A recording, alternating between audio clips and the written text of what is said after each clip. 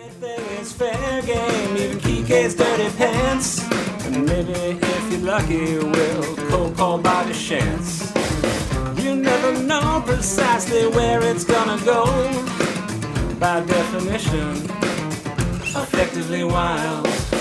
Hello and welcome to episode 2319 of Effectively Wild, a baseball podcast from FanGraphs presented by our Patreon supporters. I am Ben Lindbergh of The Ringer. Meg Rowley of FanGraphs is on vacation, and so, as I was last episode, I will be joined today by three guests. By the way, two of our guests last time were fans of collectively four teams, the Braves, Orioles, Rockies, and White Sox. All four of those teams lost on the day that episode was posted appropriately. They are a combined 1-8 since those conversations, so mostly things not really looking up. Though the White Sox, I guess, got a win on Thursday when a new pope was announced. The first American pope, Robert Francis Prevost, aka Leo XIV. He's from Chicago, and so naturally the first question on everyone's mind was, well, is he a White Sox fan or a Cubs fan? He's from the South Side, and yet initial reporting suggested that he was a Cubs fan, which would have been a bad beat for the White Sox. And then subsequent reporting suggested that no, this was fake news. He may have been born to a Cubs fan and a Cardinals fan, amusingly, but he is, in fact, a White Sox fan. The Chicago Sun-Times dug up a photo of him wearing White Sox gear at the 2005 World Series. So the White Sox may have been blown out 10-0 against the Royals on Thursday, but at least they have a Holy Father. And I have a not-so-holy trinity of podcast guests today. The ghost of Effectively Wild past, the ghost of Effectively Wild present, and the ghost of Effectively Wild yet to come. No, not quite. I'm doing a baseball book roundup. Now, some of you remember that when Meg went away a few years ago, I did 4 book interviews in one episode 1876, which I believe is still the longest episode of Effectively Wild other than the 10th anniversary show. So this time I've exercised some slight restraint and have invited only 3 authors on. So I'll be talking first to John W. Miller about his biography of Earl Weaver, The Last Manager. Then I'll be talking to Will Bardenwerper about his book, Homestand, which was plugged by last week's Patreon guest. And finally, I will be welcoming on one of our own Effectively Wild listener and Patreon supporter, Jacob MacArthur Mooney, to discuss his excellent new novel, The Northern, which I was happy to blurb. And this wasn't intentional, but there turned out to be a theme to these 3 books and these 3 interviews, because they're all to some extent about the past and what has changed and what we've lost, and is something essential slipping away, or are we wearing rose-colored glasses and making too much of bygone days? There are a lot of commonalities that will come up in these conversations, so let's get to them and roll right in to our first segment. Effectively Wild newly released baseball book club is in session. Effectively Wild.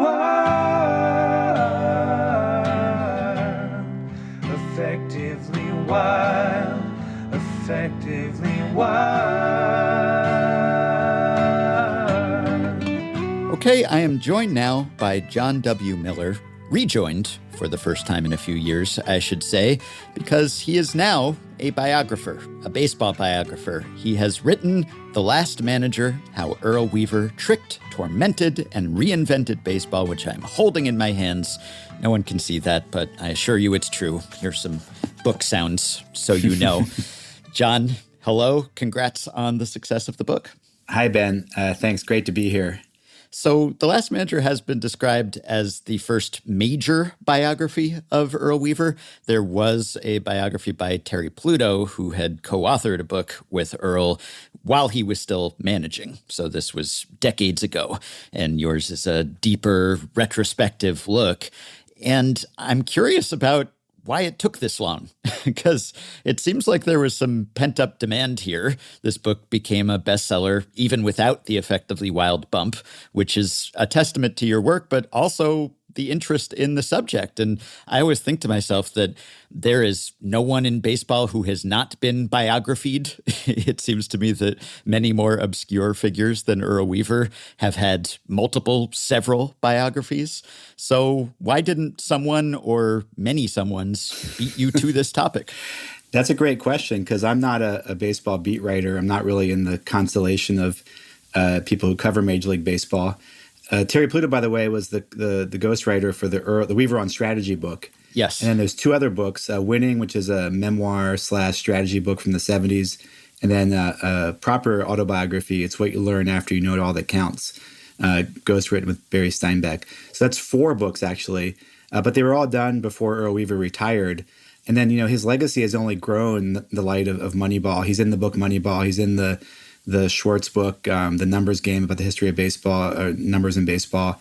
And I don't have a good answer to that question. I thought somebody would beat me to it. I mean, you had magazine profiles. Tom Verducci had one where he called Earl Weaver the Copernicus of baseball.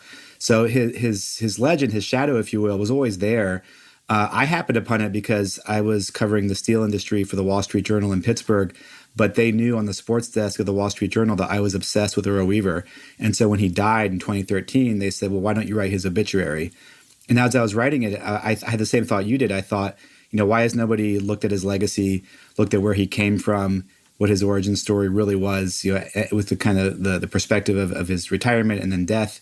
And so, it just sat there for years and years. And I, after leaving the journal and making a film and had another project in me, thought to try this one. And I was kind of curious about why he hadn't been valorized even more. I mean, he has by sabermetric thinkers who look at him as a real innovator. And yet, why does Billy Beane get a book and a movie? Why the A's? Why Beane and DePodesta? If Earl is out there decades earlier and is saying some of the same things about on-base percentage, then why is there no major motion picture made about that? Is it that he was doing it based on intuition and a little legwork that was feasible at the time? Is it just more, I don't know, does it lend itself more to, well, I guess a business book? Michael Lewis comes along and sees the business parallel there, but really it could have been Earl Ball all along. I think it's because he has all these other facets. I mean, he was a horrible alcoholic, which makes him kind of a difficult person as a human being to wrestle with. He was kind of a cartoon character in his fights with umpires. I mean, that's how he's known to a younger generation of fans. And baseball nerds like us might know his role, but I think for most of baseball fandom under 40, he's kind of been forgotten in some ways, except for, the cartoon aspect of him going out and telling the umpire, you're here for one reason. And so the more complicated and his role in using information, I mean, he was the first manager to use a radar gun, which is a huge deal, as well as the first manager to keep pitcher, batter, matchup data available in the dugout to make in-game decisions. And he is credited in the Schwartz book and in Moneyball. And I don't have a great answer to why nobody jumped on this, 15, 20 years ago or made a film about him, because he is a larger-than-life character, not just as a strategist, but I say he's comparable to, Babe Ruth and Yogi Berra and Pedro Martinez for his repartee and the comedic aspect that he brought to Major League Baseball. I was going to ask whether having those 4 books is a boon to you as a biographer or whether it's a drawback in some ways. I guess maybe he sort of stole your thunder. Maybe that's why there hadn't been more biographies, because he wrote or co-wrote the Earl Weaver story himself. So did he take some of the material that you might have been the first to, or does he perhaps present a biased perspective at times that's tough to untangle? Or is it just a pure good to have that primary source to rely on in sight? I think you actually hit on the answer to your question. I think that people thought his story had already been told, and 4 books is a lot of books, and they were pretty interesting and good. I mean, I read the It's What You Learn After You Know It All That Counts when I was a little boy, and that fascinated me. I found his voice just like really different, really complicated, interesting, funny, deeper than most baseball voices, the way he thought about things. And of course, I then fell in love with the story further by reading Tom Boswell and Roger Angell writing about Earl, because your writers loved Earl. But for me, as a total boon, I mean, it's really a rich field to exploit because of digital archives making local newspapers available to anybody with an internet connection and a credit card. So, for example, in Earl's memoir, he talks about his favorite uncle, Uncle Bud, and he sort of offhandedly says, Uncle Bud was a bookie, and he took me to baseball games all the time. So then it takes me, a few minutes to find out that Uncle Bud is a low-level kind of mafioso who is running illegal baseball gambling operations.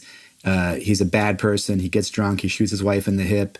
His first wife died at home of a gas overdose that he reported as a suicide. I mean, this is like a dark, violent, angry type character who Earl is calling his favorite uncle and is saying, this guy took me to like 100 baseball games a year.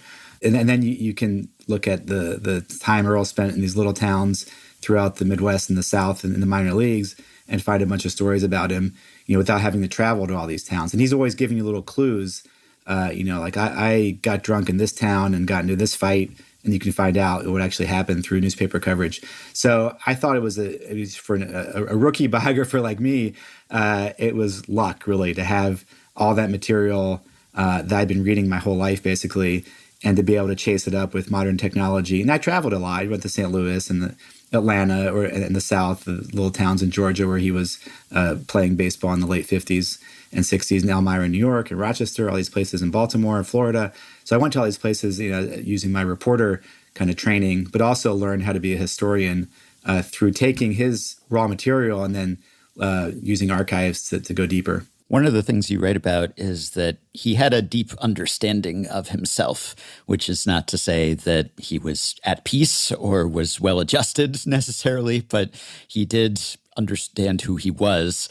And I wonder whether that was reflected in the books that you read of his. Was he a truthful teller of his own story? Because sometimes people have their own personal perspective on things that may or may not match the objective reality. And then there's always the, especially before Baseball Reference and Retro Sheet, all sorts of inaccuracies and details that aren't quite right. So did you fact check him and find him to be wanting or generally quite accurate? Mixed bag. I mean, he glossed over the darkness and the violence of his youth. I mean, in one interview in the 80s, he says, a psychiatrist friend said that the reason I'm so combative is that Uncle Bud was always kind of messing with me, which to me kind of hints at some kind of physical abuse, which he does not kind of talk about openly.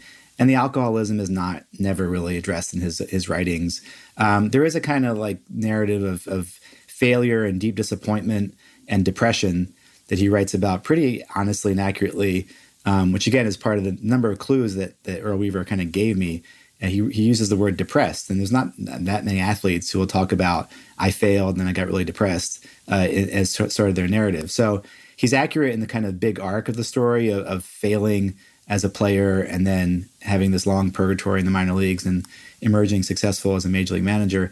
But the details are off. And one great example is he was a pretty good player, and he was team MVP 3 of the first 4 years in the minors, had a very good walk rate, good batting eye, good defense, was selected to play one major league spring training in 1952 and actually played quite well. And may have merited a promotion to the major leagues, and was kind of screwed out of a job by his own manager who wanted to be the backup infielder himself. And he never talked about how successful that spring was and how good he was as a player, partly because I think he gave up after that and he threw in the towel and became a sort of problem employee for the Cardinals. And they didn't want to help him after that because he was always drinking and fighting.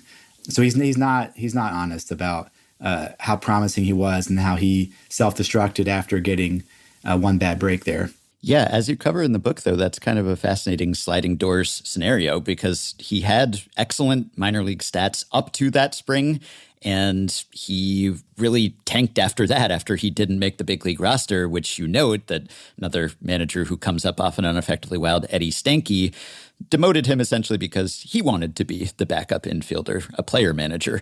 And that was very demoralizing to Earl, who was looked on as a real legitimate prospect at that point. And as you note, given his physical limitations and tools and everything, he probably wasn't a budding superstar one way or another. But if there had been a different decision, if he had made the opening day roster, who knows, right? Like maybe he manages to have a playing career, and maybe he was wired in such a way that he would have become a manager anyway. And if anything, being a player in the big leagues helps you become a manager. But I wonder, the timeline could have been different. He could have ended up somewhere entirely different. It might not have been the Orioles. He might not have had the charmed career that he had, which was partly his own doing, but also partly the players who were in place at that time. So I'd love to know the alternate history of Earl Weaver, big leaguer. It's a great question. And his story is so relatable. I mean, I went to play college baseball and got into 4 games and got very depressed myself. And anybody who's played sports has reached that moment of the highest level they can get to, and then they fail.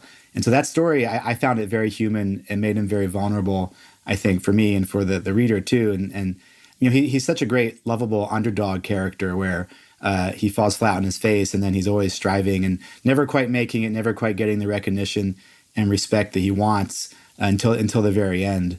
And I write, he was a great talent evaluator because he knew the bar between major and minor league talent because he was the bar. And one thing I think, too, that story illustrates is the way that which Major League Baseball was run as a business back then. They only invited 40 men to spring training, and they kept, 25. And the rosters were a lot less flexible. They weren't just shipping guys in and out and having like a minor league camp down the road. The minor league camp was, way off somewhere else in the South. And it was a lot more kind of binary. Like he was on the Major League team. He thought he was going to make it, and then he was gone. As opposed to, he's in Major League camp for 10 days and they put him in minor league camp down the road and maybe there's a good shot at AAA next year. Like it wasn't that kind of fluid. It was, you're up or down, and he felt he was down and he sort of counted himself out after that. Some great managers who are also quotable and characters, that tends to make them underestimated. Casey Stengel, for instance, before he showed up with the Yankees and was suddenly winning the World Series every year. And then people realized, oh, he's the professor. He's clever underneath the word salad and the malapropisms. But Earl doesn't seem to have been really underestimated as a manager. I mean, he was a great quote, but in a more thoughtful and less silly way, I suppose, just in an incisive sense. And he was angry, and I guess that kind of became a large part of his reputation. But his teams were just so successful, he didn't really have a period where he was losing before he broke through. And so I guess it was hard to write him off. Was there ever a period where people failed to recognize his managerial genius? There was a time when they thought maybe he was too big of a problem because of his drinking and his fighting, that they would have to, keep him away from the limelight when he was with the Orioles. But he just kept winning. I mean, the record's extraordinary. I mean, it's one losing season in Fitzgerald, Georgia in 57, and then 26 winning seasons in a row, and then one losing season in 1986 with the Orioles, and then he quits for good. So basically, it's 26 uninterrupted winning seasons. And in the 70s, they thought about firing him because he would, pass out in the clubhouse, and he really was like a big problem alcoholic. But he was so successful, and I mean that's the reason the book is possible at all too, is because he was such a great winner. I mean, he still has the highest winning percentage since '69 of any manager with over 1,000 wins. Although Dave Roberts will pass him when he gets to 1,000 wins, so he's still arguably the greatest manager of the modern era. His team in '69 and '70 is still the only team to win 108 games or more in back-to-back seasons. He won 100 games his first 3 years in the major leagues. The Orioles won 5 of the first 6 American League East titles right after Earl took over. So for a rookie manager, he was 37 when he got to the major leagues. He won right away and never stopped winning. So you're right. I mean, but they made fun of his appearance, and when he first came up in '68, Dick Young wrote, he doesn't look like a baseball manager. He looks like a basketball, not a basketball player, a basketball, because he was short and kind of round. And there was always like a kind of comedic joke going on, but it was never overshadowed by his genius. And they use that word a lot, genius. And he was respected as a winner. But he was also so much of a, a problematic person to deal with that you always had to contend with that too. And that was always the risk for him, was that he would go too far. And there would be some, he once pushed a reporter hoping the guy would push him back so he could punch him. This was in the early 70s. And so he would do things like that. And there was always kind of a permanent crisis around him. But he never did go so far that they would unequivocally have to get rid of him. People sometimes suggest that Bobby Cox, the all-time ejections leader, that there was a tactical aspect to that he was really riding umpires to kind of cow them to try to get more favorable calls for his team. Was there any element of strategy to Earl's irascibility? Was he trying to intimidate umpires, or was it purely just a manifestation of that darkness? It was all of the above. I mean, he sometimes would nudge the other coach on the shoulder next to him on the bench and say, watch this. And so he knew he was performing. Umpires said that he'd be more animated at home because he knew that certain moves would get the crowd riled up. And he would do it more often when the team was struggling. So that suggests there was a strategic part to it. And he himself said it was, all those things. It was to entertain the fans. It was to motivate his team, to show that he cared, which is really the essence of his leadership, was this kind of deep seriousness, which he injected baseball games with, making his players care by showing that he was so invested in their success. But there also, there was this violence, this anger, when he says to the umpire, "I'm going to knock you right on your nose." That's kind of the violence of his upbringing coming up. And he expressed regret after he retired for his behavior and wished he had been not so volatile. But once it became part of his identity, his players expected it. And he kind of diffused the tension around playing professional sports. Players said it would be, funny or fun if Earl went out there. They would take bets on what inning he would get thrown out. It was part of the Orioles' DNA, which was successful. So once it was successful, he kept doing it. Players expected it. And so he kind of had to keep on going. So as best as we can figure, what was it exactly that enabled him to be so ahead of his time and to have these insights that really didn't take hold until all sorts of technological tools were widely available? He had a strategic sense that came from his upbringing as a kind of street hustler, gambling culture, where he'd go to games with his uncle. He knew what to look for in making an assessment of risk, of probability. He didn't go to college. When I started my reporting process, I called his daughter and I said, "I'd like to do this book about Earl Weaver, and I'm curious about where his ideas came from. I wonder if you had any, books about statistics or anything like that when you were growing up." And she said, "Honey, no, we didn't have any books." He read the paper. He was kind of literate and cultured in a way of working class people in the 20th century who'd read the daily newspaper, but he was not sophisticated in terms of his mathematical education. But he had the sense of odds making that came from his upbringing, the sense of decision making based on learning about probability and learning about possible outcomes. And so he had these managers in the minors who sometimes would collect data on how certain pitchers fared against other batters and vice versa. And when he got to the major leagues, one of the first things he did was ask the Orioles front office to give him a list of all the statistics of his hitters against opposing pitchers and his pitchers against opposing hitters. And then just use that in a very rudimentary way. Now I think we'd say the sample sizes weren't large enough, but to have any information at all, I think it's partly a reflection of how backwards baseball was back then, when you'd have a guy hitting 220 leading off because he was fast, or a middle infielder hitting second because middle infielders are supposed to hit second. So there were all these kind of customs that were entrenched in baseball culture. And then Ken Singleton told me he got to the Orioles in 1975, and he was shocked because the first thing Earl said was, "You're going to hit leadoff." And Ken said, "Well, I'm slow. I'm really slow. You're crazy." And Earl said, "No, you have a 400 on base average. I don't care if you're slow. You're going to bat leadoff." And for Earl, that was just kind of a common sense thing to do, but it was revolutionary. So I think the answer to your question is just the kind of practical, street smarts and having the courage to say, "I don't care what this looks like. I'm going to bat a slow batter leadoff," and have that kind of the edge that he was looking for. And again, being willing to implement it. And what we now call like beginner's mindset or growth mindset, I think is the most inspiring part of the Earl story, that he really did hang a sign in the clubhouse that said, "It's what you learn after you know all that counts." It's very Ted Lasso-esque, very kind of new agey in his kind of openness. And then Tom Boswell, he wrote to me, his favorite Earl saying was, "Everything changes everything." So on one hand, you have like this coarse, kind of vulgar, brute guy. On the other hand, the same person is preaching the kind of openness to new ideas, openness to growth, to changing the way things are. And that makes him a great character and a great leader and a great innovator, so that when the radar gun comes along, he's the one raising his hand and saying, "Sure, I'll try that." Yeah, not so much Ted Lasso temperamentally in other respects, but in that one way. Yeah. It amazes me that he walked away when he did, because he has this incredible run and then he retires after 16 seasons when he's just 51 years old.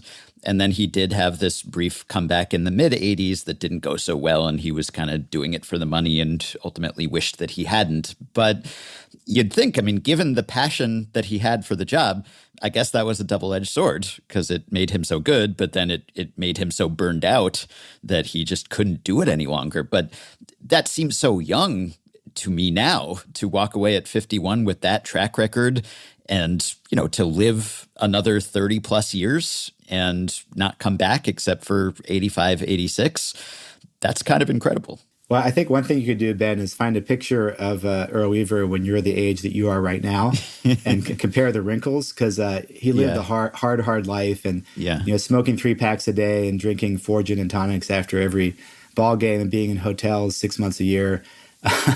It does wear somebody down. And he was burned out. He said, the only thing I've cared about since I was 4 years old was baseball. And I find that part of the story inspiring and kind of wonderful, that somebody didn't feel they had to lie to themselves or to their audience about what was in their heart. And it was no longer in his heart to be a Major League Baseball manager. And so he quit. And there's this kind of a simplicity and elegance to that. And there was this beautiful send-off, of course, when the Orioles fell short of winning the AL East, but the fans all stayed to end the 82 season. And they gave him the standing ovation, even though he had lost. And Howard Cosell said it was one of the most incredible things he'd ever seen in sports. And it was kind of ruined by the comeback that was just for the money, as you said. And he had this great line about just once in his life, he would like to see the sun set not behind the left field bleachers.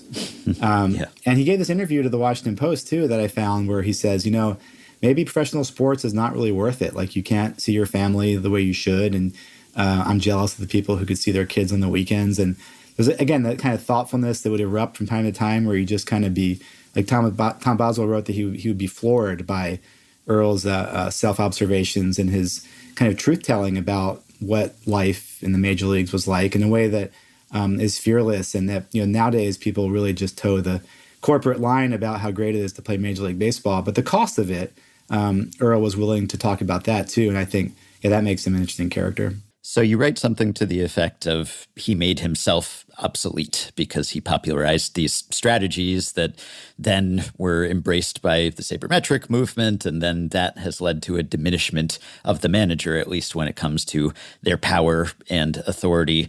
If we can do another alternate history scenario where Earl does not come along and preach the gospel of on-base percentage and 3-run homers, et cetera, although he was very into pitching and defense too, which wasn't so much, at least the defense part, the Moneyball mantra. But if we could just Thanos snap him out of baseball history, and sadly your biography as well, how would that change the rest of the timeline? Would we still get the same data-driven baseball that we have today on the same timeline? Bill James was around, obviously. The technology, the data is going to come in one way or another, but would it have been even more slowly embraced, or would we not even notice a difference?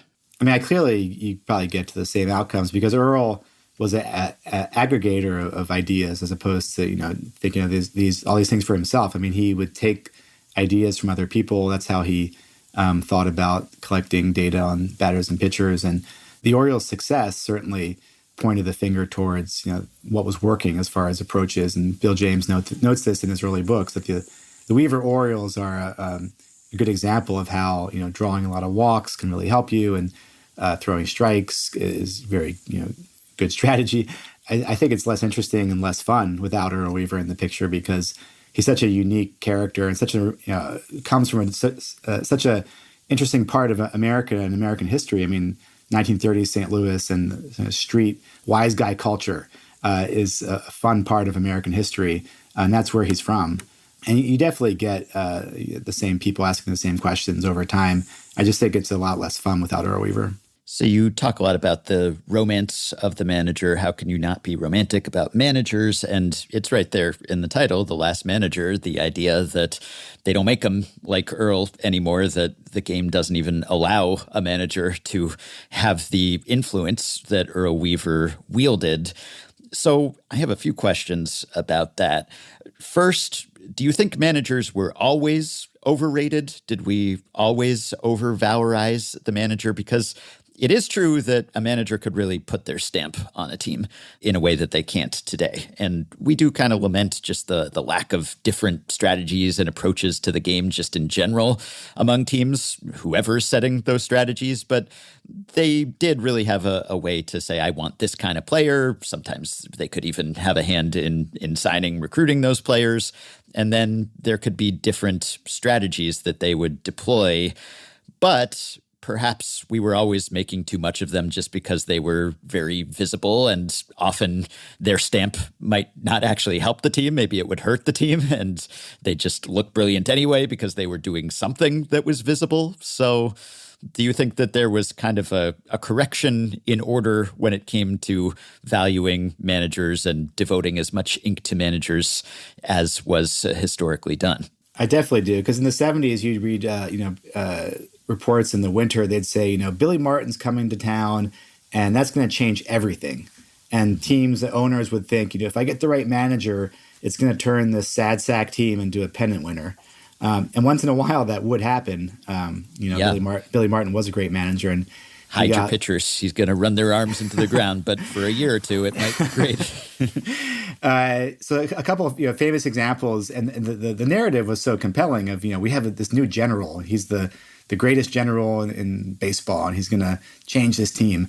And it wasn't really true. I mean, it really did depend more on the talent, more on the players. And Earl Weaver was the first one to say that when he got to the majors and they were so successful. He's like, well, my job is to sit here and say, come on, Frank, come on, Brooks. Referring to Frank Robinson and Brooks Robinson. But that's what made him great, is that he knew it was about the players. And what's remarkable about his record is that he basically had three teams. I mean, they had the great super teams there in around 69 to 72, 71. Then they had the pitching and defense squad that with players nobody's ever heard of today, like Rich Coggins and Al Bunbury. And then this sort of more power-driven team with Eddie Murray and Cal Ripken towards the end. And he won with all of them, and he recognized that his job was to put them in the right places and let them play. And a lot of managers in his situation might try to overmanage, might try to say, we have these players and they have to do it my way, and if we want to bunt a lot, they have to bunt a lot. I mean, Gene Mauch famously kept on getting jobs even though he was not a winning manager, but he was seen as one of these great generals who had these great strategies that would lead a team to victory. And that wasn't true. And so I think recognizing the limits of the manager, I think that is a correction that was necessary. But you've also lost the personality, kind of the fun of the drama of having this character on top who is beloved or bedeviled, depending on how the team's doing, and is willing to say outrageous things and act outrageously in a way that enhances the comedic and the spectacle of Major League Baseball. But at the end, nobody's really figured this out. John Thorne, the Major League Baseball historian, told me, this is the last unanswered question of analyzing baseball, that nobody really knows what a difference a manager makes. I mean, look at the Orioles right now. They're in the toilet in the American League East, and Brandon Hyde is on the hot seat. But how much has Brandon Hyde actually hurt the Orioles this year? Yeah. There's no possible way to answer that question, right? Some pitching would have helped, and also more 3-run homers and on-base percentage and everything else. But you did make me realize as I was reading this, because Earl has nicknames, and managers don't have nicknames anymore, I realized. I mean, you just mentioned Gene Mauch is the little general, and John McGraw's the little Napoleon, and most Hall of Fame managers had nicknames. And I guess this goes hand in hand with just the lack of romance about managers now. I was trying to just see, am I ignoring some amazing manager nickname? And I know there's kind of a conversation about maybe we've just lost the art of baseball nicknaming in general, even when it comes to players. But you still got some great player nicknames. But manager nicknames, just about extinct. I found this article from a few years ago about Phillies manager Rob Thompson, and it's about how he has many nicknames, and I got excited. Okay, what are his many nicknames going to be? And it's he's got 15 nicknames. And I've never been so disappointed, because all of his nicknames are just variations of Thompson, basically. They're just is he Tomper? Is he Tompo? Is he Tomps? Is he Toms? Is he Topper? Okay. None of these is very interesting. So, these are not the classic kind of, journalistic, laudatory nicknames that we're talking about. It used to be more fun in that regard. Yeah, I mean, Earl, they had nicknames for him that were so violent, it's hard to believe. They nicknamed him Son of Sam after a serial killer from the 70s. Yeah. Ayatollah. The ones he hated were the ones that made him sound short. So he hated Rooney. After the Hollywood actor Mickey Rooney, or Toulouse-Lautrec after the French painter. But yeah, I mean, that was part of the kind of the freedom, I think, that writers had and that players and managers had before everything got corporatized and media trained, that you could, call somebody something derogatory or funny, and it might stick. And Earl definitely, played into that and was part of that culture. And I had a lot of fun just looking up nicknames for the book and just figuring out, if you were like a teetotaler, they'd call you like preacher or lady. If you were short, it would be like, pepper or, string if you were tall, that kind of thing. But yeah, it's a good point about managers. I had not thought of that. Reese Hoskins said that sometimes he calls Thompson 5'9", and I was thinking, wait, is that a height thing? But no, Rob Thompson, he's listed at 6 foot at least. No, it's just his jersey number. It's just so boring. So we got to bring back the good manager nickname maybe. But you do have managers now who will be Hall of Famers and who have accomplished resumes. You mentioned Dave Roberts, who will soon surpass Earl in one way, and you have Bruce Bochy and you have Terry Francona. But I'm wondering if these guys will have biographies. Will anyone want to write the biography of Dave Roberts, or will it just be kind of like, well, he worked very well with the front office and the Dodgers had all the superstars, and to his credit, he kept them happy and all pulling in the same direction, and he was the right manager for that team. But can you identify a specific Dave Roberts strategy? Like, what is Roberts' ball exactly? Managers don't have that so much anymore. So I wonder whether the managerial biography will be a dying breed. Will this be the last manager biography? Didn't Dusty Baker smoke a joint with Jimi Hendrix? Dusty Baker, now that's a colorful character. So yes, but he's no longer active. So maybe he was the last really fascinating manager personality. So for the book, I interviewed a dozen current managers, and I was fascinated by them as belonging to like a system where they reminded me a lot of CEOs I covered at the Wall Street Journal. They were very polished. AJ Hinch could be a banker. I mean, these guys are really smart. They understand like contract law and free agency rules and all these things.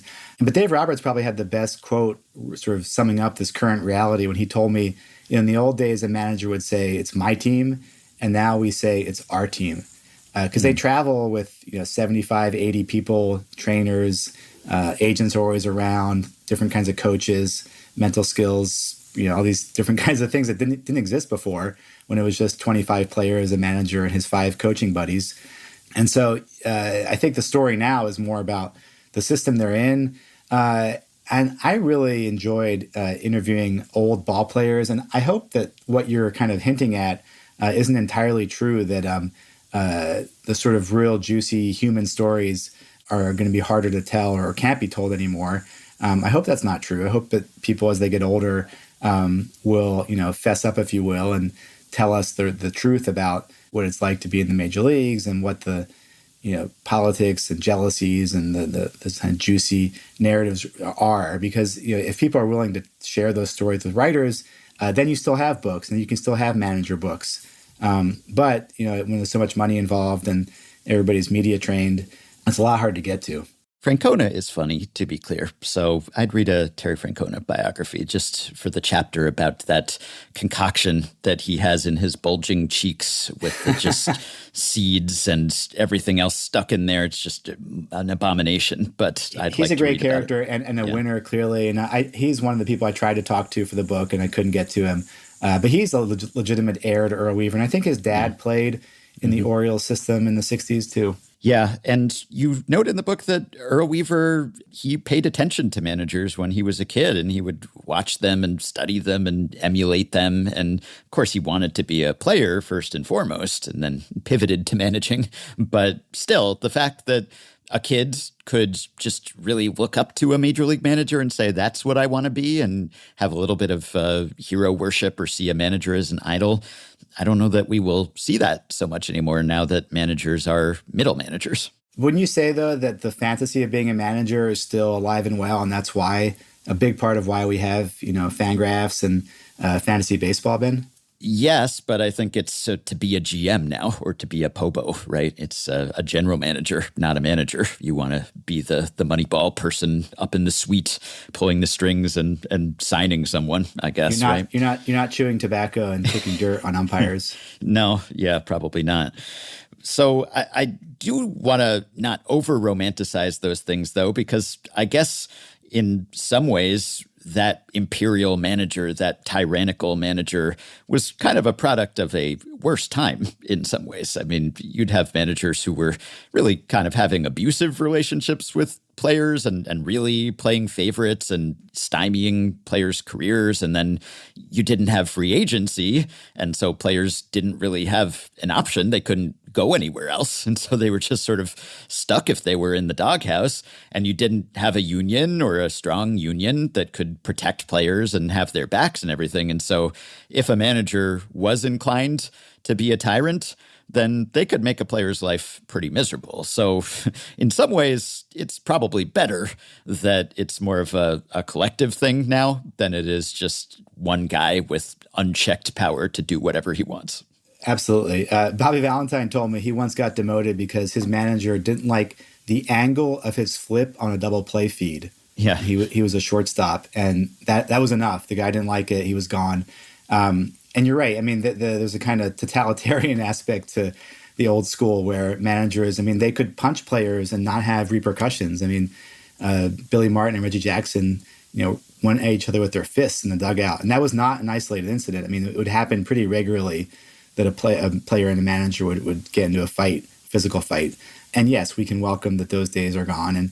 And also the casual alcoholism and the kind of difficulty of men talking about vulnerabilities and feelings and how the only solution was to go to the bar and drink your face off if you felt anxiety. It's definitely a healthier universe that we're in right now. Although managers, I'm told, still do hit the bottle during losing streaks. And, Earl Weaver, he never had a chance to kind of evolve in a world where there might be like a psychologist to talk to or a 12-step program that would be made available to him. And so he just kept on soldiering on in the world he came from. And I think doing the best he could. But the culture of Major League Baseball teams in that way definitely is a lot healthier today. And I guess the obvious question is, would he be a manager today or would he have become a manager today? And I guess there are multiple ways you could approach that. If you took the Earl Weaver of the 70s and said, do you want to manage given today's circumstances? Maybe he'd say, no thanks, unless you take the reins off and let me do whatever I want, which probably wouldn't happen. Or if the same person were coming up in this environment, would he still gravitate toward being a manager given that you don't have the same potential to do what you want the way that he did? And, I guess with that not being available to you, would he just do it anyway because this is the best available and on the margins he'd still be able to make something of a difference? Or would it just not appeal to him anymore? Well, he'd have to get sober first. Yeah, hopefully. I think, though, that his character was geared for managing. And there's two ways in which he would be a great manager today, in which his qualities as a human being would still be very valuable to teams. One is his sense of using information to help players. That he was a player who became a manager. He had a great sense of what would be helpful to actually help win baseball games, and that he would be a great triager of all the data coming out of front offices and figuring out, what are this fountain hose of information. What's the three pieces that are going to help a 22-year-old player who didn't go to college? What can I give him to give him an edge? And so I think that would be a valuable skill that managers still have to use, have to apply themselves to getting all this information and communicating it in effective ways to players. And then his leadership. I mean, I think he communicated a sense of urgency about winning games that was contagious, that really helped his players play more intensely, play harder, and that nowadays would be very valuable. That there's a kind of a sense of letting players do their thing, but every organization, every room does need a leader. You need somebody who says, this is the way we're going to do it, and it matters how we carry ourselves, how we go about this. and you have to be with that picture or you shouldn't be here. So I think his leadership would still be a really valuable quality, and I think would help win baseball games. Okay, I can't let you go without asking a question about Earl Weaver baseball, just as a video game guy. So Weaver on Strategy is a very influential book in the 80s, but Earl Weaver baseball, similarly influential in the video game environment. And you talk about how this came to be, and he had a kind of John Madden-esque impact on this game, and didn't program it himself, obviously, didn't even play it himself. It's just sort of disappointing to me and also to the developers, it sounds like, who just tried to introduce it to him and he just wasn't into it. But he was very into the simulation aspect of it and imparting his knowledge. And that does really seem to have made a difference. This was not like they made the game and then had a licensing deal and he just slapped his name and image and likeness on it. He really helped them build this thing, and this game continues to be an influence. So for listeners, I mean, this is EA Sports, and they made Madden Football in the 90s, which made, billions of dollars, was a huge hit. But right before Madden Football, they made Earl Weaver Baseball, and they wondered who the John Madden of baseball was, and then they decided it was Earl Weaver. And they flew him out to California thinking they would have like a kind of cursory meeting and they would get his name on it, and he would be, an advisor, but not very, important or influential in the creation of it. But it turned out that he was there to coach baseball, if you will, that he insisted on explaining how baseball worked, how bunt defenses worked, how cutoff plays worked. And he wanted them to know everything that he knew, and he wanted to earn his $50,000 check or whatever it was. And so they spent 2 days in a classroom with Earl Weaver, whiteboarding baseball for computer technicians, programmers, and obviously taking cigarette breaks every 90 minutes so he could go smoke a rally on the balcony. But he really wanted them to know exactly how baseball worked. And for example, he would tell them, you want to have a fast guy in the seventh hole because then you can bunt him over and then the top of the order can knock him in. And they asked him if they could put a feature where Earl would kick dirt on the umpire. And initially he resisted. Then he said, oh, okay, they deserve it anyway. I mean, he refused to play it. But it was a massively important game because it was the first season-length sports simulation of its kind, the first that combined arcade play with strategy and numbers. They put an Ask Earl button in there. And Brian Stroh, who's the vice president at the Pirates, told me that was the one game his dad let him play as a kid because he said his dad told him, I know Earl Weaver is smart, so this video game must be making you smarter when you play it. Well, the book is The Last Manager, How Earl Weaver Tricked, Tormented, and Reinvented Baseball. It will make you smarter to read it. Its author and my guest is John W. Miller. Thanks, John. It's been a pleasure. Thanks, Ben. Always a pleasure to talk baseball with you. Well, funnily enough, while John and I were talking, a managerial firing was announced. The Pirates parted ways with Derek Shelton and elevated his bench coach, Don Kelly, to the role for the rest of the season. That'll fix what ails him, I'm sure. Maybe Don Kelly will be a managerial genius. Let's take a quick break, and I'll be back with Will Barton-Werper to talk about his book, Homestand, Small Town Baseball and the Fight for the Soul of America. Ladies and gentlemen, we wanted to bring somebody special in to throw out the first pitch for our second season. Fans, boy, is it good to be back. Let's make some noise for your 2022 Batavia Muckdog. Go Dogs!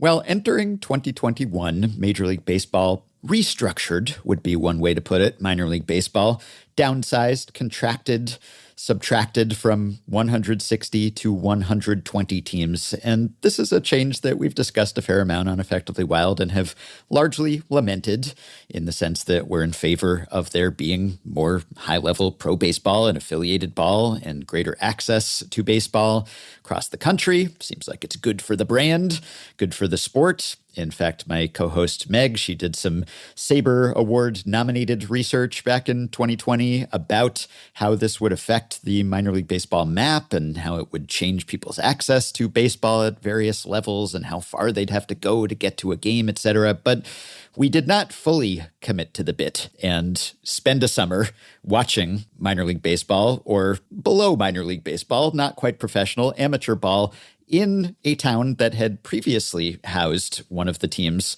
that was removed in this culling by Rob Manfred and the other owners. For that, we have to bring on Will Bardenwerper, who did just that and wrote a book about it, which is out now. It's called Homestand, Small Town Baseball and the Fight for the Soul of America. Welcome, Will. Thank you for having me.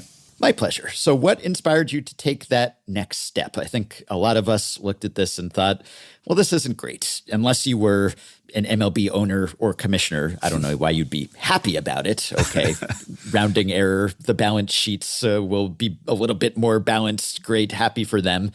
But few people took the steps that you did or took it personally, I guess, even though you weren't personally affected. It wasn't like, you lived in a town that was losing one of these teams. So what was it that really struck a nerve with you here and made this seem sort of symbolic of larger issues that you had been bemoaning? Sure. So I first caught wind of this in the fall, I guess, of 2019 when the rumors began to circulate that this is something MLB was considering doing. And at the time, I had played baseball from when I was as young as I can remember, all the way through 2 years of college. And I also, more recently, at that point, had been doing quite a bit of reporting from, I guess you could say, small town America. So I kind of just connected the dots of what I knew about baseball and what I had sort of grown to appreciate about some of these communities, and concluded that this was just most likely not a great development for the 40 or so communities that were slated to lose their teams. And at the time, it looked as if there was going to, in fact, be one, final summer, so to speak, of baseball before this contraction was enacted. As we all remember, that January, February of 2020 is when COVID emerged, Yes. and with it went that final summer. It was the first summer in the history of minor league baseball that was canceled in its entirety. And, I guess we can discuss in a little bit if you'd like, how this book actually came about. But that was really the genesis of it, was just this kind of just innate sense that this just wasn't going to be great for, a large chunk of our country. But also that you saw it as reflective of larger trends that you found a little bit disturbing, I suppose. Yeah. One of the blurbs on the back of the book is by Robert Putnam of Bowling Alone fame. So there's this idea of alienation and we're all in our silos and it leads to polarization and it leads to loneliness. And so you seem to see this as reflective of larger trends. I did. I think there's any number of them that are that touch on the subject, and I had to be careful in the book not to go down too many of these rabbit holes for too long without losing the sort of the forward narrative momentum, because a lot of these topics are ones that could be written, an entire book could be written about just that one element. But you're right. I saw this to an extent as another manifestation of this sort of winner take all economy where you have a handful of cities that have these, massive payrolls and can afford to pay an individual player close to $1 billion. And, then you have these 40 communities who are going to lose their entire team to save essentially one, minor league or one major league minimum salary or what some MLB superstars will earn in 2 or 3 games. And so that aspect of it, seemed less than ideal and kind of aligned to, socioeconomic issues that have plagued some of these communities already. Like a lot of these were towns that hadn't necessarily been doing wonderfully for the last few decades, and this was kind of one of the few affordable, fun things they had left to bring people together, and now this was also being taken from them. So that that was one part of it, and then maybe even as or more importantly was the fact that I saw these ballparks as civic assets, serving a valuable cause of bringing people together in divided times when, it seems as if people are kind of at each other's throats. And it was nice to have a place where everyone can kind of put that aside and come together with their friends and their neighbors and have kind of a healthy experience. And so, again, it seemed like something that we should really be fighting to preserve, not getting rid of. So I was telling you before we started recording about my minor league or indie league experience a decade ago now, co-running the Sonoma Stompers and then co-writing a book about that. And when I told most people that I was spending a summer in Sonoma, California, they thought that I had sort of pulled one over on the publisher, like, oh, you got a summer vacation in Sonoma. It didn't quite work out that way. We were very busy, but the surroundings were lush and there was lots of wine if you want that. But you went to Batavia, New York, which is not known as much of a tourist destination, perhaps, but home to the Batavia Muck Dogs, then and now, who were once the Batavia Muck Dogs of the A-ball short season New York Penn League, now defunct. They were most recently a Marlins affiliate. And now they're the Batavia Muck Dogs of the Collegiate Summer League, the Perfect Game Collegiate Baseball League. So how did you decide that your subject would be Batavia? And it seems like you really fell in love with the place. And after reading your book, I feel like I know the main destinations and historic sites of Batavia. Like I could stroll into town and go to the coffee shop and greet people by name, and they would say, "Who are you?" "Oh, you must have read Will's book. That's why you know my name." But tell me about how you decided on this place, and for people who are not as aware of Batavia, tell them a little bit about the baseball background and just the town in general. Yeah. Well, alas, the coffee shop you reference is no longer. The coffee shop closed, and that was really one of the little gems of Batavia that I had discovered and grown to enjoy. The brewery, though, is still there. I was actually up there last week for a little event and meeting some of the folks I had gotten to know and become friends with. So yeah, the Eli Fish is still going strong. If you're in town, you should grab an IPA there. But yeah, the coffee shop sadly did not make it. But yeah, so the way I found myself there, it was just purely sort of serendipitous. When I learned about what I thought was going to be this final summer, I put together a proposal to write a book on what we expected would be the final season of the Appalachian League, which was a low minor league played down in North Carolina, Tennessee, Virginia, West Virginia, and had a very rich, over 100-year history. And again, when that season was canceled, unfortunately, that book also died, that idea for a book. But I managed to salvage the research and the reporting I had done in the form of a Harper's Magazine article, in which I basically just told the story of what had made that league special and the connection that these teams had developed with these communities and what the loss would mean for them. And that article attracted, a decent amount of attention, and a lot of readers seemed to enjoy it, one of whom was Bill Kaufman, who features prominently as a character in my book. Mm-hmm. And he lives outside Batavia, lifelong Batavia season ticket holder, as are his parents and was his daughter. And he wrote to me, and he's actually a writer as well, a very talented writer, as a matter of fact. And he wrote to me and he said, I loved your article. It resonated so much. So much of what you wrote about these Appalachian League communities and their teams reminded me of what we had up here in Batavia. Would you like to come up? I'll buy you a beer. We can talk about it. I was living outside Pittsburgh at the time. It was about a 4-hour drive. I said, sure, I'll come on up. I met him. He introduced me to some of his friends who are also loyal Muck Dog fans. And he explained how they were standing up this collegiate woodbat summer league team to fill the hole that had been left by the departure of the minor league affiliate. And so it occurred to me, you know what, maybe the story is the death of baseball or the death of affiliated professional baseball, but it's, the rebirth of baseball in this new sort of incarnation in the form of this collegiate team. And so that's how this book was born, essentially. And you're right, I really did grow to, on a personal level, like so many of the people I had the opportunity to meet in the course of spending a summer up at Dwyer Stadium. They were just tremendously welcoming, eager to get their story out. I think it became clear to me just how much they treasured this experience, and they were excited by a chance to, tell the country, so to speak, about it.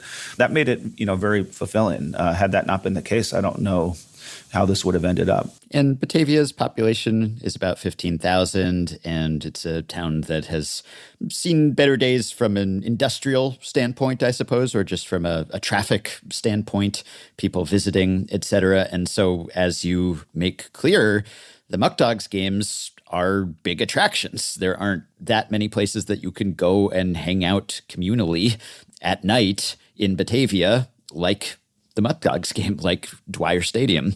And so that would be a big loss if it were lost. And so what part does it play in the fabric of that town, just sort of representative of small towns. This is the stand-in for the 40 other places right across the country that have been deprived of affiliated ball. And it really is a stand-in. It's a great way to say it, because I've heard responses from readers all across the country that tell me that, you wrote about Batavia, but, so much of what you wrote could apply to the town that I live in. And so I think that's a fair statement and an important statement. But I think, one of the things I try to communicate, and this is obviously not news to you and probably to, a number of your listeners, but maybe it will be to others, which is just trying to communicate what it is that makes sort of this small town baseball experience distinct and special and different from the major league experience, really the major leagues of any professional sport, not just baseball. A lot of it at the most basic level comes down to just the price, $99 for a season ticket. And as a kind of a consequence of that, you have the same people often going every night. It just really becomes a part of the fabric of their summer. And then logistically, just the ease with which you can get to the stadium. It's right in a middle-class neighborhood. People can walk out their front door and be in their seats 3 minutes later. Contrast that with the experience of trying to just get into a major sporting event, and particularly for older people. I write about people that are in their mid-80s and have been going to games regularly for most of their lives, and that's just something that is you wouldn't see necessarily going to like Citi Field or Yankee Stadium, places that it's just difficult physically to get in there as an 85-year-old. And so that intergenerational element I thought was special, where you see grandparents getting together, bringing their children and then their children bringing their children. So you have 3 generations together multiple nights a week all summer long. Kids playing catch along the right field line. And it really did seem more like a community picnic or a family reunion, than a major sporting event. But I thought that was something kind of special and distinct. Yeah, and one thing that I was curious about heading into this book, and you do address it and talk to people about it, is going from affiliated baseball to a collegiate league. So when I was with the Stompers, they were at the second to lowest rung of the Independent Baseball League ladder. This was the Pacific Association, which didn't last long post-pandemic. And now the Sonoma Stompers still exist, fortunately, but they're part of the California Collegiate League. And I don't know that we could have sold a book based on that if we had said, oh, we're going to take over this amateur collegiate summer league and run it according to sabermetric principles. I don't know that that would have piqued a publisher's interest the way that it did when we said professional team. Now, it's a very long way from affiliated ball. And so the level of play comparing the Pacific Association to California Collegiate League might not be vast. And yeah, you're talking about low A short season ball here, but there is a difference, as much as MLB might like to pretend otherwise, as you document in the book. And so what does that do to sap some enthusiasm from the spectators? Is it just, well, we'll take what we can get, and if this is the only baseball, then we're going to come out and watch this baseball? But does it do anything to the attachment, not just the level of play, but as you note, just that sense that we have a connection to the parent club? We're not big league, but we're minor league. And so we might at least, there's a better chance that we will conceivably see someone who will be big league someday, and then there will be a connection to our town. No, I mean, that's a great question, and there are really a lot of layers to it that you allude to there. Yeah, without a doubt, something was lost, and there's just no getting around that fact. When you ask any minor league fan, about their team, the first thing they're going to tell you is who they saw there. At one point, when I was down in the Appalachian League, they loved to tell me about how, Noah Syndergaard pitched against Jacob deGrom in this tiny little town of Bluefield, West Virginia. And, that's something that you're just not going to see when you're looking at a collegiate team assembled of, mid-tier Division I to Division III players, where you're lucky to get more than one guy that breaks 90, So, and then just on a more, kind of, symbolic level, you're right. Some of these towns really did derive a sense of pride from this direct pipeline to these big cities. I wrote a lot about Pulaski, Virginia, and, they were the Pulaski Yankees, and they're wearing Yankee pinstripes. And this is this tiny little town in remote Western Virginia, but there was this direct connection to Yankee Stadium, the house that Ruth built. And there was something kind of magical about that, and it gave them a real sense of identity and pride. And you can't replace that with an assembly of collegiate kids, however well-meaning that effort is. So you're right, something was certainly lost. I think for some of the purists, some of the enthusiasm, was lost with that, just because it was just harder to get excited when the quality of play is just not going to be as strong. But on the other hand, like you also mentioned, the communal aspect is still there. It is still a place where you can go with your family and have a good time and escape some of these stresses that may be, present in other parts of your life. And the owners of these teams, in some cases like the one I write about, Robbie and his wife Nellie, really do work 20 hours a day to put the best possible product out there with the resources at their disposal, to make it a fun environment and enjoyable for everyone. And the game itself, it in a very strange way had its appeal in that it was a little bit of a throwback, rather than just having overpowering pitching coupled with, the occasional home run. Kind of the Major League game has moved in that direction. Here you saw stolen bases, bunts, hit and runs, even errors, were kind of amusing in their own way at times, or wild pitches, And so there was a lot of action, even if maybe the quality or, the talent level wasn't the same. You talk in the book, and we've talked on the podcast, about Diamond Baseball Holdings, which is this private equity group that is snapping up minor league teams, affiliated minor league teams, left and right, and owns dozens of them and multiple teams in the same leagues, which you didn't used to be able to do. And we keep kind of waiting for the other shoe to drop. It just seems like this can't be good, right? Like nothing good can come of this. We know how private equity groups, they often just strip things down to the studs, and they're more interested in short-term profit maximization. And they're looking at this purely as a business and an investment and not some sort of social good. And yet, as you note, it seems like so far so good, at least, relative to how bad it could be. And they have largely kept the same ownership groups in place and haven't done a whole lot of layoffs and have deferred on the running of those teams. And so are they lulling us into a false sense of security? Is there going to be some nightmarish outcome of this? Or do you believe that there could be such a thing as a private equity group investing in profit maximization, but also serving the community in a symbiotic way? Yeah, I mean, like you, my gut initially would tell me this just if you look at their impact on any number of other industries, it typically doesn't end well. But like you said, to give credit where credit is due, so far, from what I can tell, they've kept the not the ownership groups, but the local management intact. I think they're smart enough to know that in many cases there is a winning formula already kind of in place that probably doesn't need any dramatic overhaul.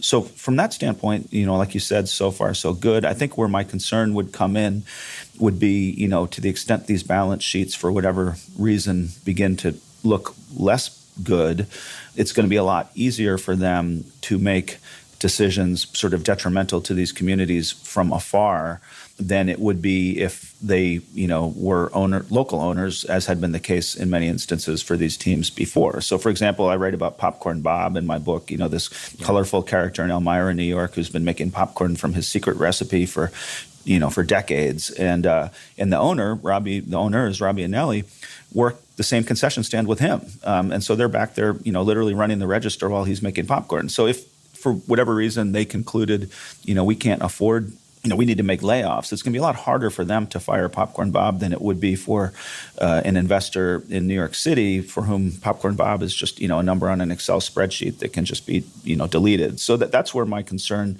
would be, if things kind of go south, what decisions would they make, since they are a lot less invested in the community because they're not part of the community. And I guess the last thing I would add to that, and maybe this is like a middle ground where it's not the nightmare scenario, but will we start seeing some degree of like the Home Depotization of minor league baseball? That's what one professor of sports business mentioned to me, where they noticed that something's working really well in Mississippi, so let's try it out in Maine or, in Washington State. And that can lead to kind of just outcomes where you kind of begin to lose these local idiosyncrasies and eccentricities that have always made minor league baseball special, where you start to apply these like cookie cutter approaches to the business. So that would be another thing I'd kind of keep my eye out for.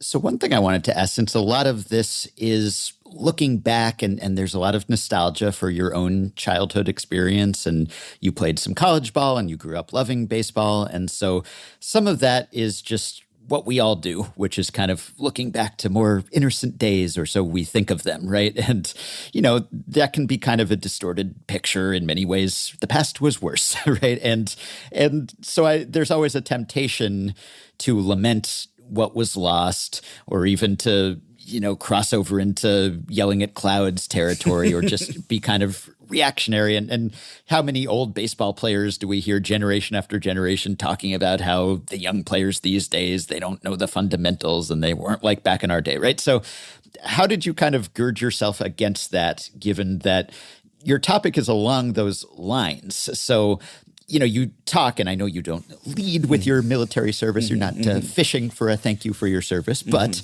you did enlist after September 11th, and you served overseas, and you were deployed to Iraq and saw combat. And you mentioned that one of the things that sort of sustained you, that you clung to while your unit is seeing heavy casualties, is you're thinking of this bucolic ideal of small town America, and you're fighting for that. You're fighting to preserve that way of life, and there's certainly truth to that. And gosh, whatever you have to do to get yourself through that experience, right? But when you come back and you're writing this book, how do you then approach this and say, I don't want to fall prey to just, I want things to be like they used to be, just reflexively, but no, this is actually worse than it was?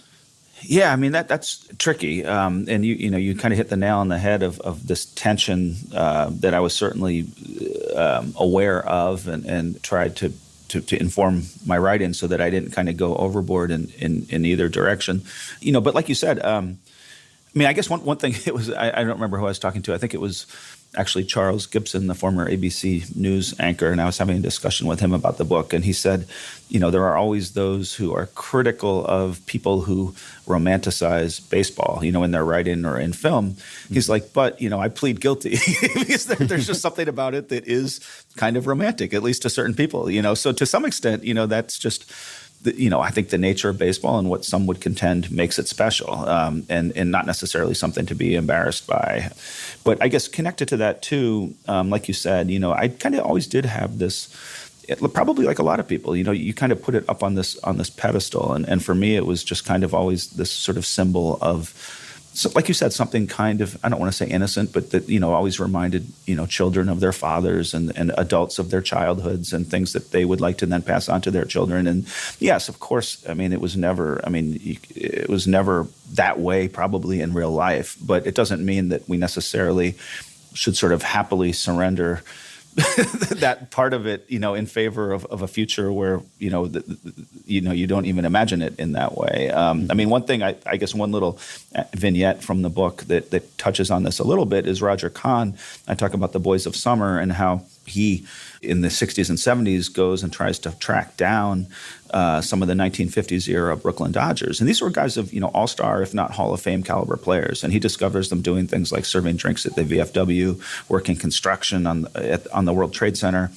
What that was kind of getting at was that they were still part of these communities, and they were still to some degree accessible to the fans. And of course, like you suggest, I'm not arguing, that's the way things should be. I don't think anyone would argue that if you're the best in the world at some skill, you should have to necessarily work construction for the rest of your life. But at the same time, I think the pendulum has now swung so far in the other direction, where superstars are making almost $1 billion and journeymen are now making, tens of millions of dollars, that some of those connections that kind of made it special and connected fans to players, are being lost, and maybe in not such a great way. Yeah, I remember Roger Angell writing about that, the great Roger Angell for The New Yorker, and talking about how there was this greater divide and barrier between the athletes and fans or media members. And, you don't want to be anti-labor, and they should get theirs, right? What they're entitled to. They're generating lots of revenue, and if it's going to go in the owner's pockets regardless, then I'd rather the players have it. But there is something, I suppose, that's just different, and it's hard to say, well, how do you roll that back, or would you want to. I mean, we've talked about, well, gosh, it'd be great if we had completely different societal priorities such that teachers and nurses and, people who are doing all these good things but are not getting the publicity that an entertainer does, if they could somehow be extraordinarily well compensated and we could just completely recalibrate how we operate as a society. That seems a little ambitious. But yeah, there is something to that where even if every step along the way you say, okay, yeah, it makes sense that it would work that way, and I don't know how to change it exactly. And yet there is something to the way it used to work. I guess the one place where we differ perhaps is when it comes to stats and data about baseball. Because I figured, we're pretty pro that as a FanGraphs podcast. And I get what you're saying, and we've certainly acknowledged that there are unintended consequences of this and how it shapes the game in ways that may be fan unfriendly. But I would just stick up for the idea that data can tell stories too. And that's one of the things that drew me to the game historically and continues to now. And that's a case by case, that's personal preference, right? Some people's eyes glaze over when they hear about a launch angle or something, and other people perk up. So I think that there is a possibility to tell human stories using that information, but it is a fine line, I acknowledge.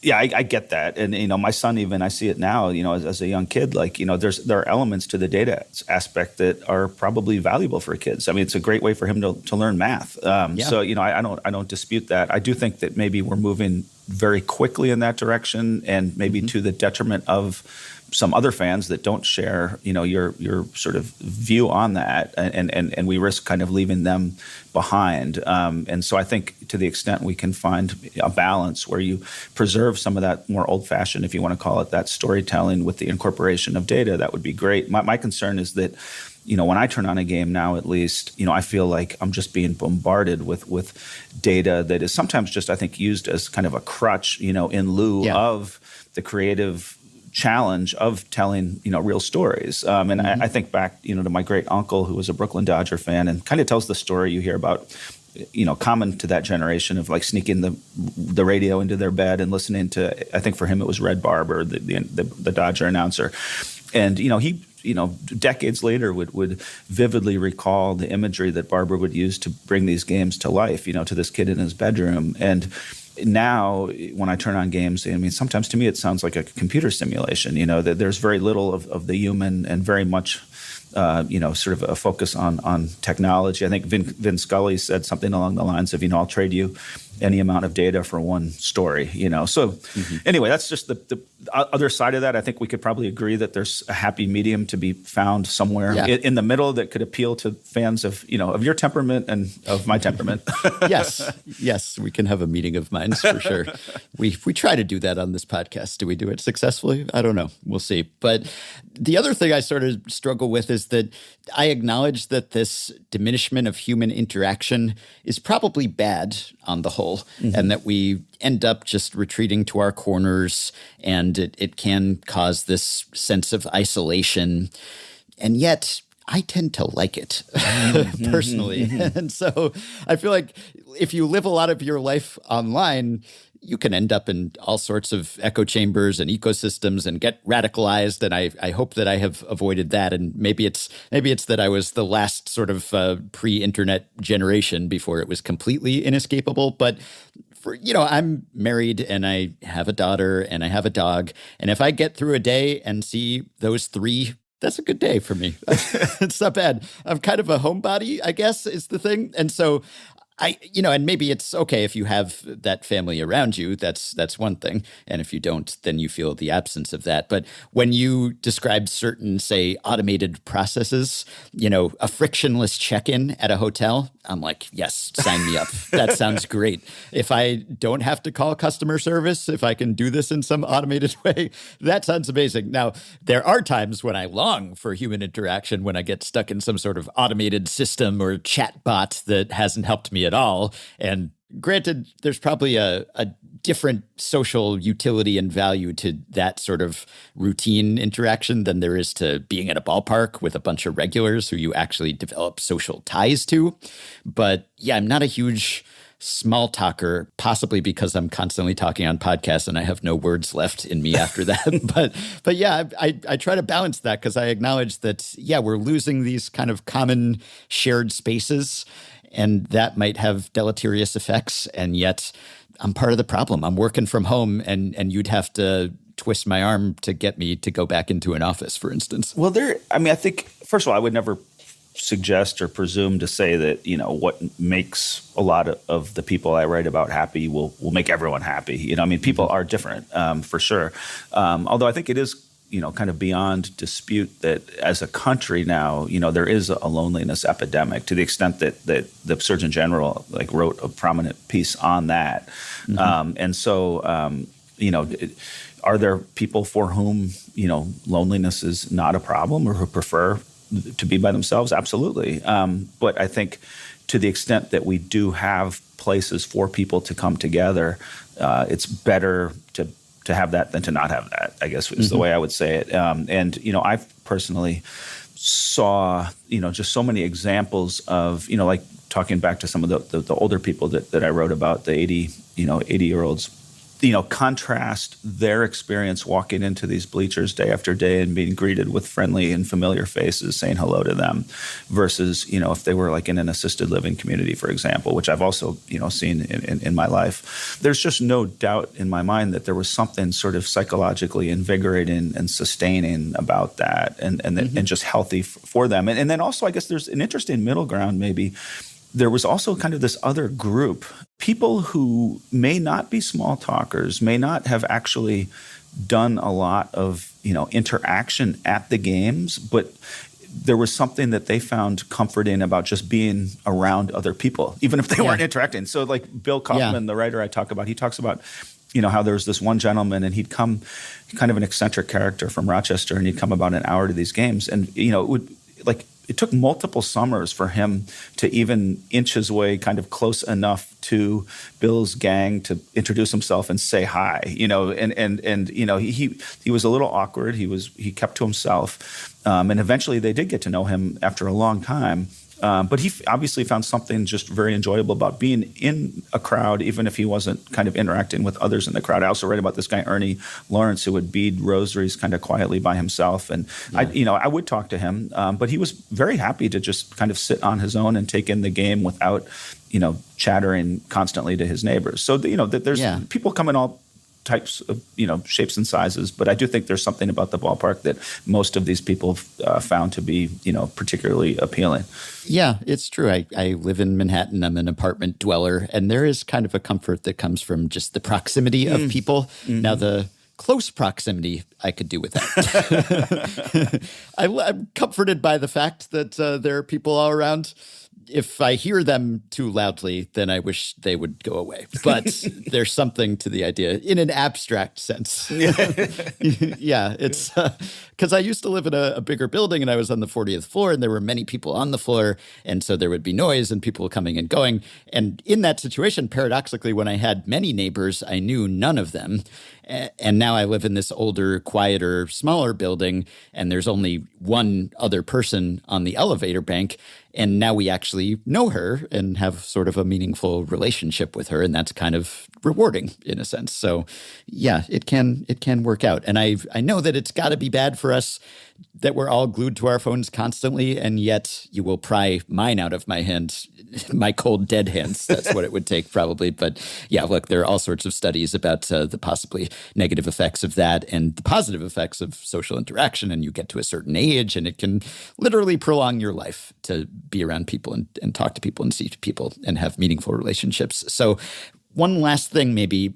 So I am with you, more the merrier when it comes to minor league teams and affiliated teams, and certainly no skin off my teeth for MLB to bankroll that, and I wish that the league would. And I think you could even make a case purely from a business perspective, which is the language that they speak.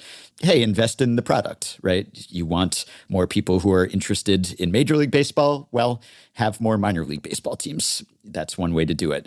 And I think, though, let's play devil's advocate for a second here, just for the sake of conversation. If MLB is saying, Well, we have improved our player development process to some extent. It's more efficient now, and the number of rounds in the draft dwindle and the number of minor league teams dwindle. You're almost certainly going to miss out on someone. But let's say that, you have all sorts of ways to practice more efficiently and practice off the field and not even in games. And there are sports that have more of an academy system, and you don't have to have the trial and error of playing thousands and thousands of games to figure out what works and what doesn't. If MLB says, sounds nice. Yeah, in the abstract, we want more baseball too, but why should we be on the hook for that? Why should we subsidize that? If there's a demand for it, then why don't the communities supply that themselves, which I guess some of them have just out of necessity. But basically, we're Major League Baseball. Why should it be our problem that there's a little less baseball in all of these markets that are not Major League? Yeah, I mean, that is essentially the argument I think that they would put forth.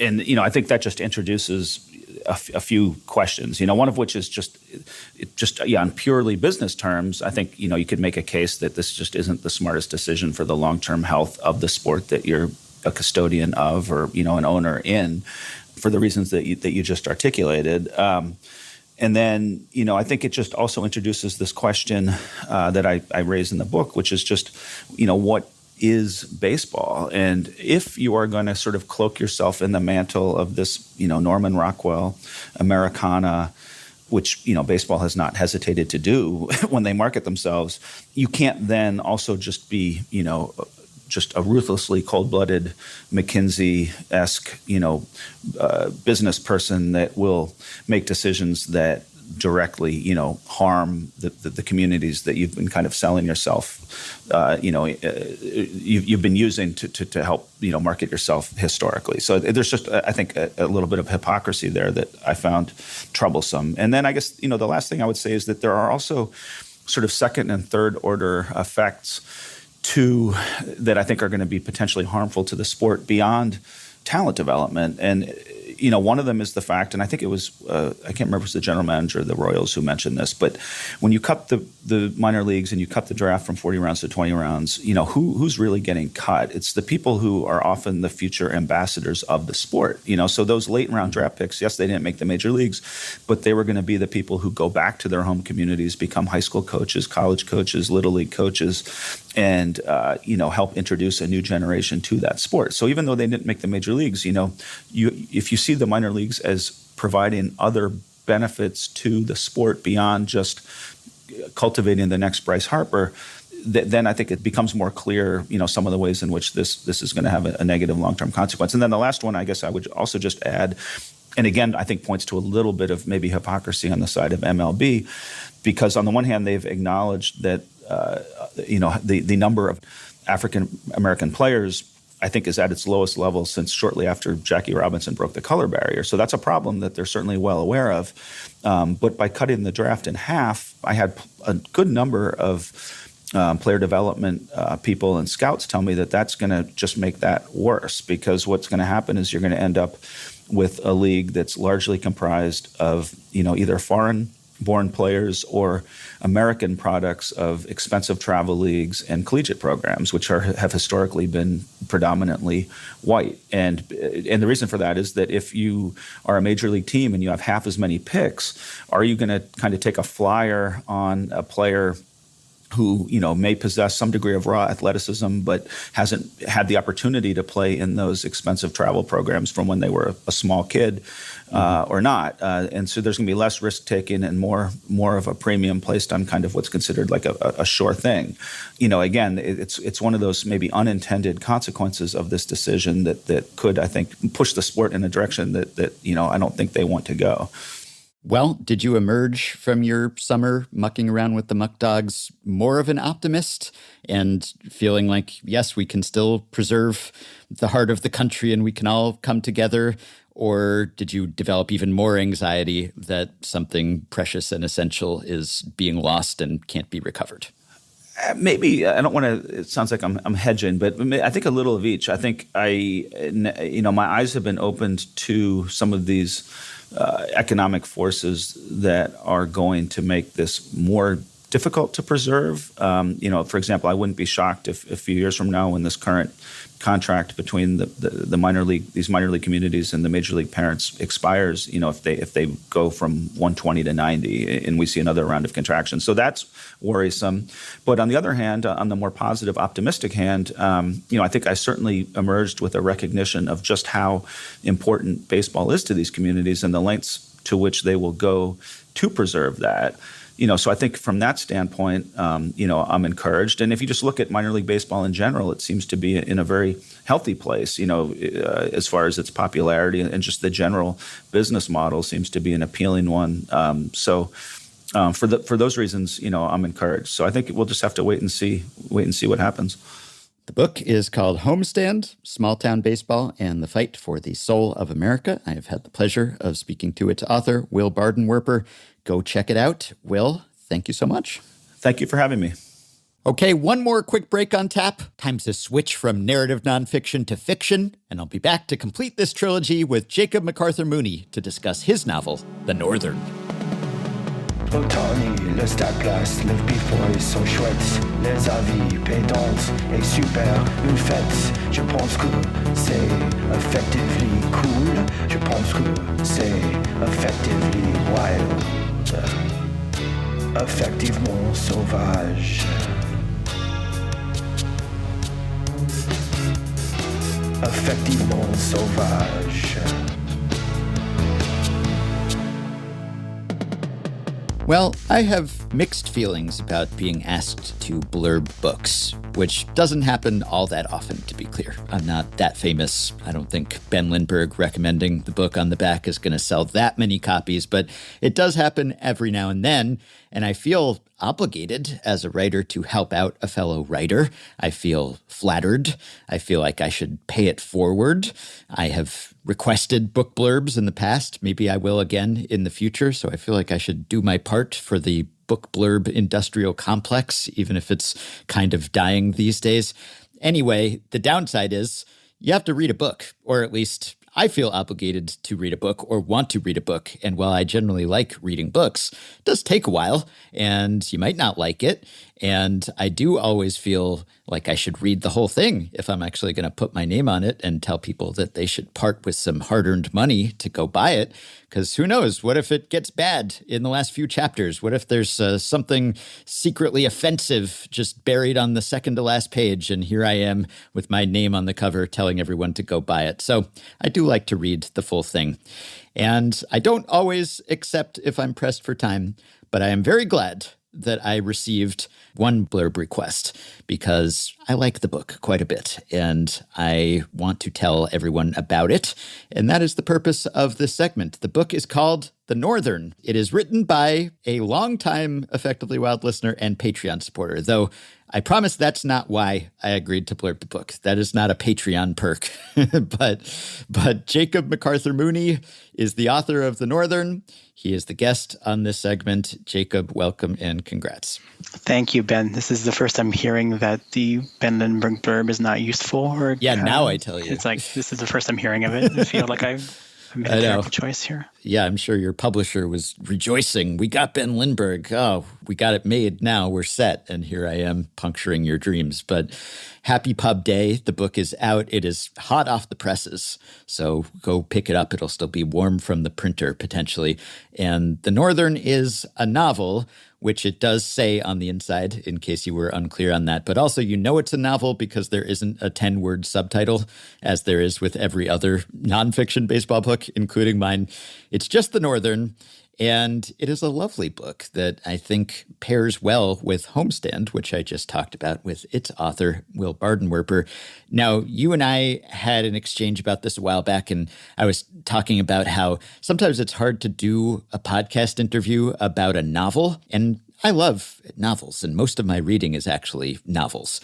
But it's a little easier when there's sort of a built-in, well-known subject, like baseball being contracted in the minor leagues or Earl Weaver. You can talk about those things and kind of talk around the book, whereas with a novel, you don't want to give away too much of what actually happens in the novel, but you have to give away some of it or people might not know what you're talking about. Though there are some real life baseball analogs that we can talk about because this is a baseball novel in every sense of the word. So what is your elevator pitch? What do you tell people when they ask you what The Northern is about? Yeah, I suspect what I tell people who are, general population versus what I tell people who are baseball people or baseball adjacent people is a little different because I can go into a bit more detail on it. I can just, it's a baseball book. It's got a baseball player on the cover is what I tell, my aunt or something. And what people always want to tell people who might not be baseball fans is like, don't worry, it's not just about baseball. Right.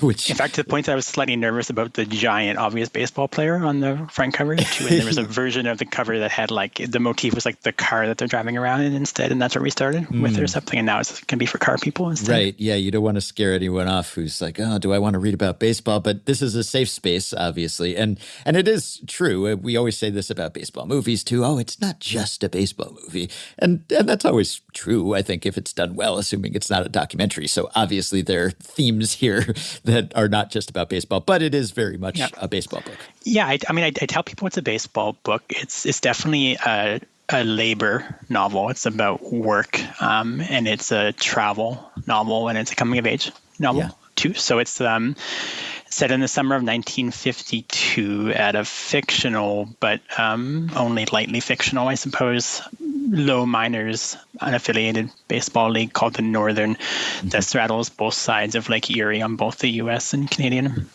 sides.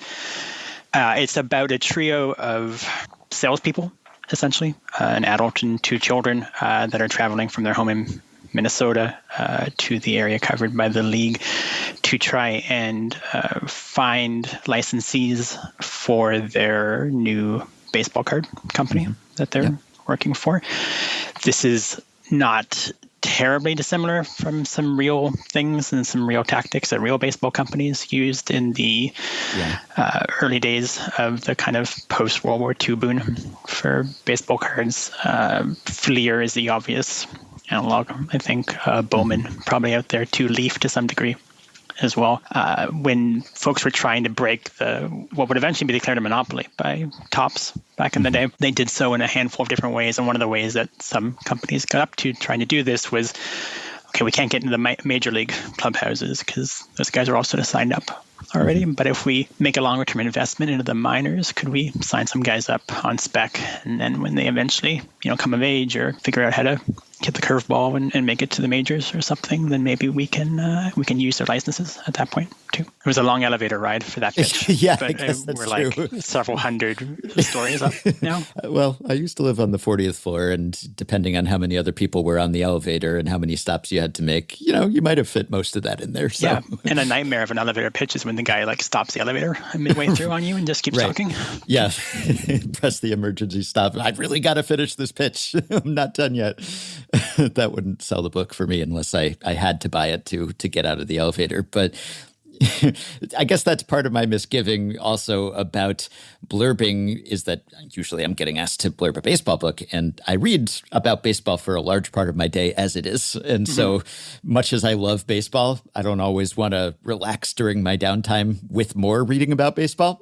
And yet in this case, it really was a pleasure. And I did want to ask you a little bit about the baseball card wars that this is based on. And I'll just say, this is good for me because it's, it's a dual citizen, we're crossing the border here. This is Canada. It's Western New York, Batavia. The setting of the previous segment's book, Homestand, is mentioned one time in this book. So connective tissue, some segueing there. So they share a universe. Yes. And you are Canadian. And so you come by the Canadian content honestly here. And tell me a little bit about the historical research that you did or that you were already aware of, whether it's the baseball card wars or the analogs for this league that Coach and the two kids who are accompanying him are visiting. Yeah, so there's a great one-volume, very sort of breezy history of baseball cards by, the Dave Jamison's book called Mint Condition. It sort of made the rounds among kind of baseball people, especially a few years back too. And there's just like a one-off kind of throwaway reference to some of the things that what we would call now startups were getting up to try and break into the monopoly and break down Topps. And the point of the era that the book is in, it's more of a duopoly because the Topps and Bowman had already sort of started to pair up at that point. So that's a big one. In terms of the Northern League itself, I mean, there is a Northern League. It's not the same one, and it came across many years later. There too, the Can-Am League and the Pony League, let me get this right, Pennsylvania, Ontario, New York League were probably the major ones. All of the teams in the league share a name with actual historical clubs, and some of them are ongoing too. And a lot of these towns, like, they'll kind of reuse baseball team names for different franchises, over the years. Too, so like the London team in the Northern gets their name reused a couple of times. I think the Buffalo team is the Bisons, which is currently the AAA team there now. Too. So there's that as well. I was thinking it's like really important to do your research and sort of especially for historical novels, situate yourself correctly and know where things are and know kind of the legal history for these things. But then once you kind of set that all up and you know where you are, it's just a setting. It's like anything else, and you can play with it and you can sort of move things around. The kind of more logical time frame for the book is like a few years later, to be honest, like Bowman versus Topps, which was the kind of right to privacy case that suggested that baseball players had a right to privacy, and by extension, they had a right to license their image if they so chose to sort of forgo that privacy for commercial gain. And that case was in 1953.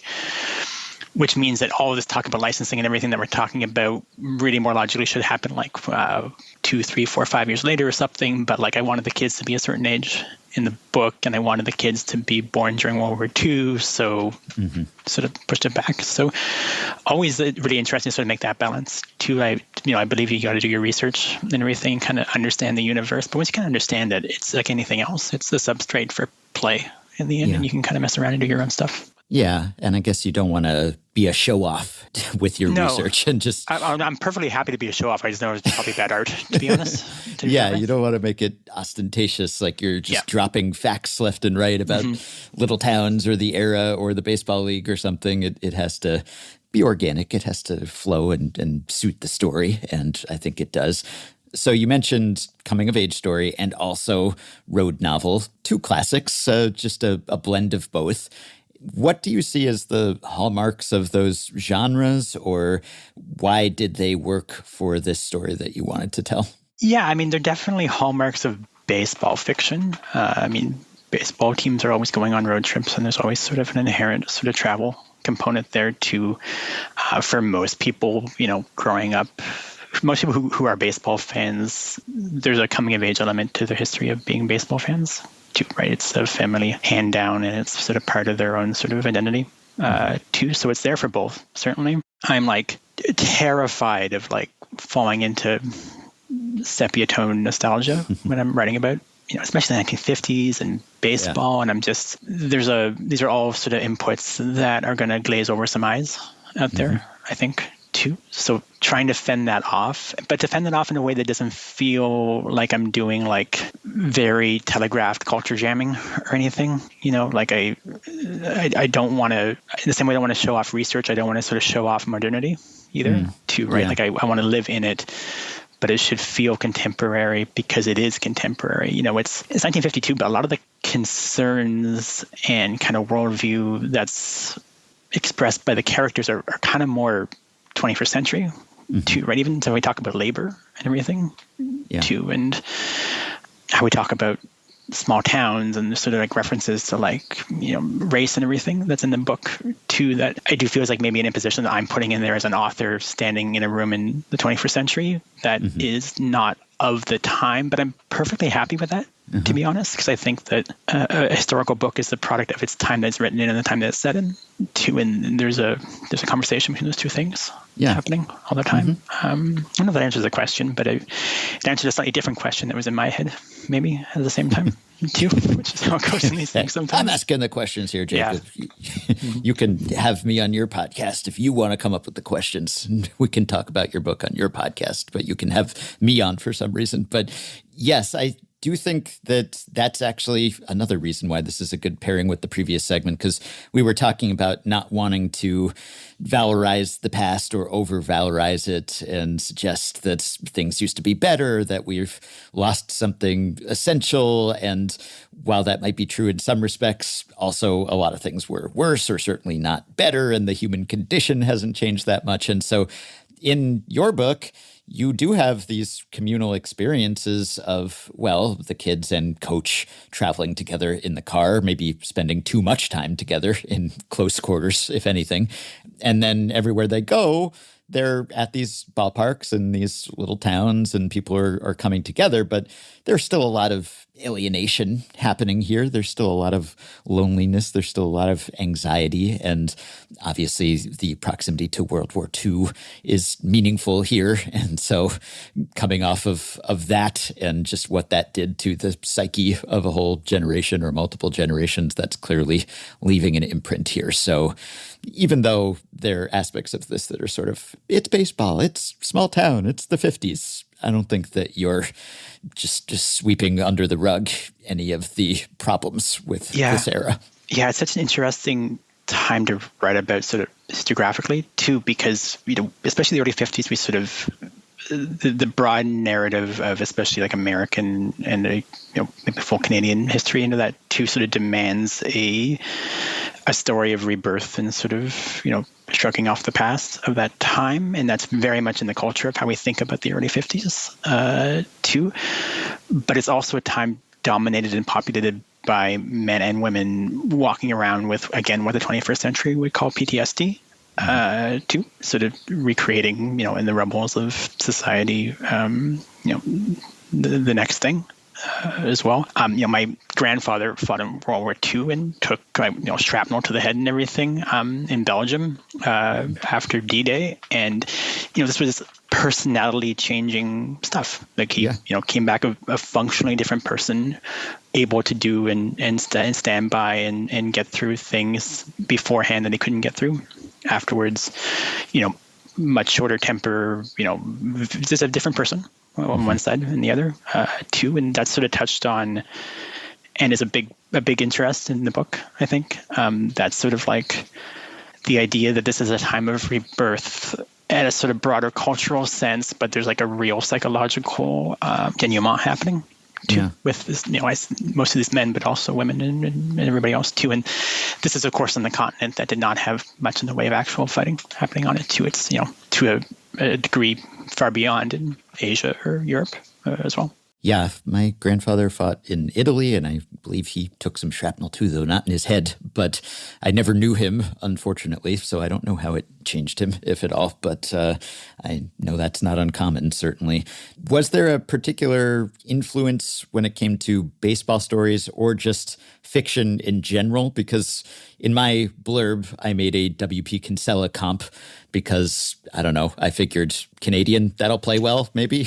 but also... no one's written a sports novel in Canada without having that comp in the last 3 years. Yeah, they're like, another W.P. Kinsella comp. But I think there's something to that also, just the actual comparison. But I wonder whether you were modeling this on anything or thinking of any specific baseball stories. Yeah, I mean, there's a handful of books that definitely could help create the interest in the area of low minors and independent baseball. I mean, the only rule that has to work is one of them, certainly, to talk about Present Company, too. And that's one that I wrote that in my, when you're publishing a book, they ask you for comps and inspirations and everything too. I remember that was one of them as well. Lucas Mann has a book called Class A about the Clinton Lumber Kings, High A Midwest League, I think, baseball team. He was like He's like a Iowa Writers Workshop guy, and then after graduating, he went to Clinton, Iowa, and sort of hung out with his baseball team for a year and sort of followed them around. It's a wonderful book. I think it's my favorite. It's nonfiction. I think it might be my favorite baseball book as a pitch for that. Too. Emily Neiman's book, which I first heard about on this podcast of all places the book came out in 2020, but like I feel like everything I listened to in 2020 I know is 2020 because it was like a COVID thing. I don't remember it happening in that context, but maybe it was just before or something that happened. That's a novel called The Grapefruit League, which is about, as you can imagine, the Arizona spring training league too, and did a really good job of humanizing the breadth of personalities and lifestyles that come with professional baseball too, for everyone from like folks working at the ballpark to like the star shortstop for the team that's there too. Cactus League, by the way, not Grapefruit League. Cactus League, sorry. I even Grapefruit said Arizona, League should be the sequel. Yeah, Emily can do a paired one about the other spring trading league. Yeah, because it's the Arizona. It's also just set in like Scottsdale and stuff too. I like that book a lot, and that was another one that I remember is kind of and then lots of sort of other sports ones too. There's a guy up here who passed away young, sadly, about 10 years ago, named Paul Quarrington, whose sport is mostly, surprise, surprise, hockey up here, but did a similar sort of thing where he wrote very sort of like, close to the land and very psychologically accurately about sports teams and sports cultures and fandoms too, that I think was a big one. The coming of age aspect to this, I think, is really interesting because I guess part of that, one of the tropes is sort of, you discover the failings of adults and guardians and loved ones, and you start to see them as an adult would. And in this case, there's just sort of a sense of displacement and uncertainty because the boy's father was killed not long after returning from World War II, or so they think. There's some question about the actual parentage here and the timeline of the relationship, and Coach, who was sort of a friend of the family, but is now clearly more than a friend of the family. And so there's just a lot of not knowing exactly, I guess they grew up with their dad abroad when they were born, and then he just comes back and doesn't last very long, and they're just really starting to perceive the flaws in Coach, who's a generally nice guy, but he has his foibles and his quick temper and his insecurities. And so I don't know whether this was modeled on anyone in particular or this relationship or anything you were drawing on in your life, but what did you want to convey about adolescence here or the maturation process? Yeah, I certainly set out to imagine myself as the analog for the narrating kid in it, Chris. And I came to understand more and more as time goes on that the character that I'm probably closest to is actually Coach as well. And I think that makes sense because I have an 11-year-old son too, who's like kind of right in the wheelhouse for that. So I'm clearly seeing myself more in the struggling adult as much as the, somewhat know-it-all kid at the center of it too. So yeah, I mean, I think you've nailed it. I think that's what coming of age stories are about. They're sort of indications or milestones along the way of understanding the fallibility of adults and by extension the world too, especially at that age. Because I mean, there's coming of age stories that are about people in their 20s, and there's coming of age stories people in their 40s. Yeah, we're always coming of some age. Yeah, exactly. For that age, and then when I think of like a 12-year-old, and again, I'm parent to a 11-year-old, so ask me again in a year. But I think that it's about flickering online into a world where you can make reasonable evaluations of the behavior of adults too, and tie that into a kind of a topography of kinds of adults and kinds of people too. And I think that that's what's really happening there. And there's all kinds of things that are happening alongside that in the book, and there's sort of traumas in the moment and everything too that come and go that sort of spice that in different ways too, that I won't get into because I don't want to speak too much about specifics in the book. But that's what I think of when I think of coming of age, especially for that age, for like a 12-year-old and everything. And there's always a worry when you're writing about like, is this a realistic kid that I'm doing, or am I doing the magical sitcom child who's like, exactly as grown up as he has to be in the moment for the joke or something too, right? Like, I'm always worried about that. Is this they always talk about the precocious kid, and of course all kids in stories are precocious because they have to be to sort of be a storyteller in some way for you too, right? And like, what do you do with that? And there's other kinds of kids too. So how do you make the other kinds of kids happen? My workaround for that was basically to have two kids, to have my narrating precocious kid and my non-precocious kid as the second one, to just sort of be along for the ride. But we spend the whole book with Chris only as a narrator. I guess it gets harder the older you get as you come of more advanced ages and you're further removed from your own childhood and also contemporary kids, which if you have a son roughly this age, that's probably helpful, I would imagine, just in not exactly nailing the references here since we're talking about the early 50s, but in other aspects. But I think of this sometimes because, I'll read everything that Stephen King writes, and he's one of the greatest when it comes to capturing that kid outlook. And yet, now that he is older, I feel like those powers have waned somewhat. I still love him and immediately read everything he releases, that's why I can't blurb too many books, because Stephen King's keeping me busy because he's pumping out a book or two every year. But and you always wonder whether it's the time or the age that's making it hard, right? Like, so if you're reading it or something, is it the period of time and how kids were in that time that strikes you as off, or is it the age that's misaligned or something? And I have the same concern. Right. And I guess it could be that, you're reading sort of a period piece and you might not necessarily know what is anachronistic. But yes, I think that's the issue with Stephen King, because he will still sometimes write kid protagonists, and yet they have the same cultural references that they did in Stand By Me or whatever. It's like he hasn't really updated, like, they're kids who just happen to listen to a lot of classic rock and watch old movies and stuff. And it's like, write what you know. But on the other hand, you have to go out of your way to justify it and suggest that this kid is, an old soul or something, which I identify with because I kind of am and was. But these are really old souls in Stephen King's case lately. Anyway, I don't think that was a problem with The Northern, to be clear. But it does become clear to Chris that Coach is not really great at his job. And I don't want to give away too much either, but he's working for this fictional Four Corners baseball card company, which is sort of struggling to begin with.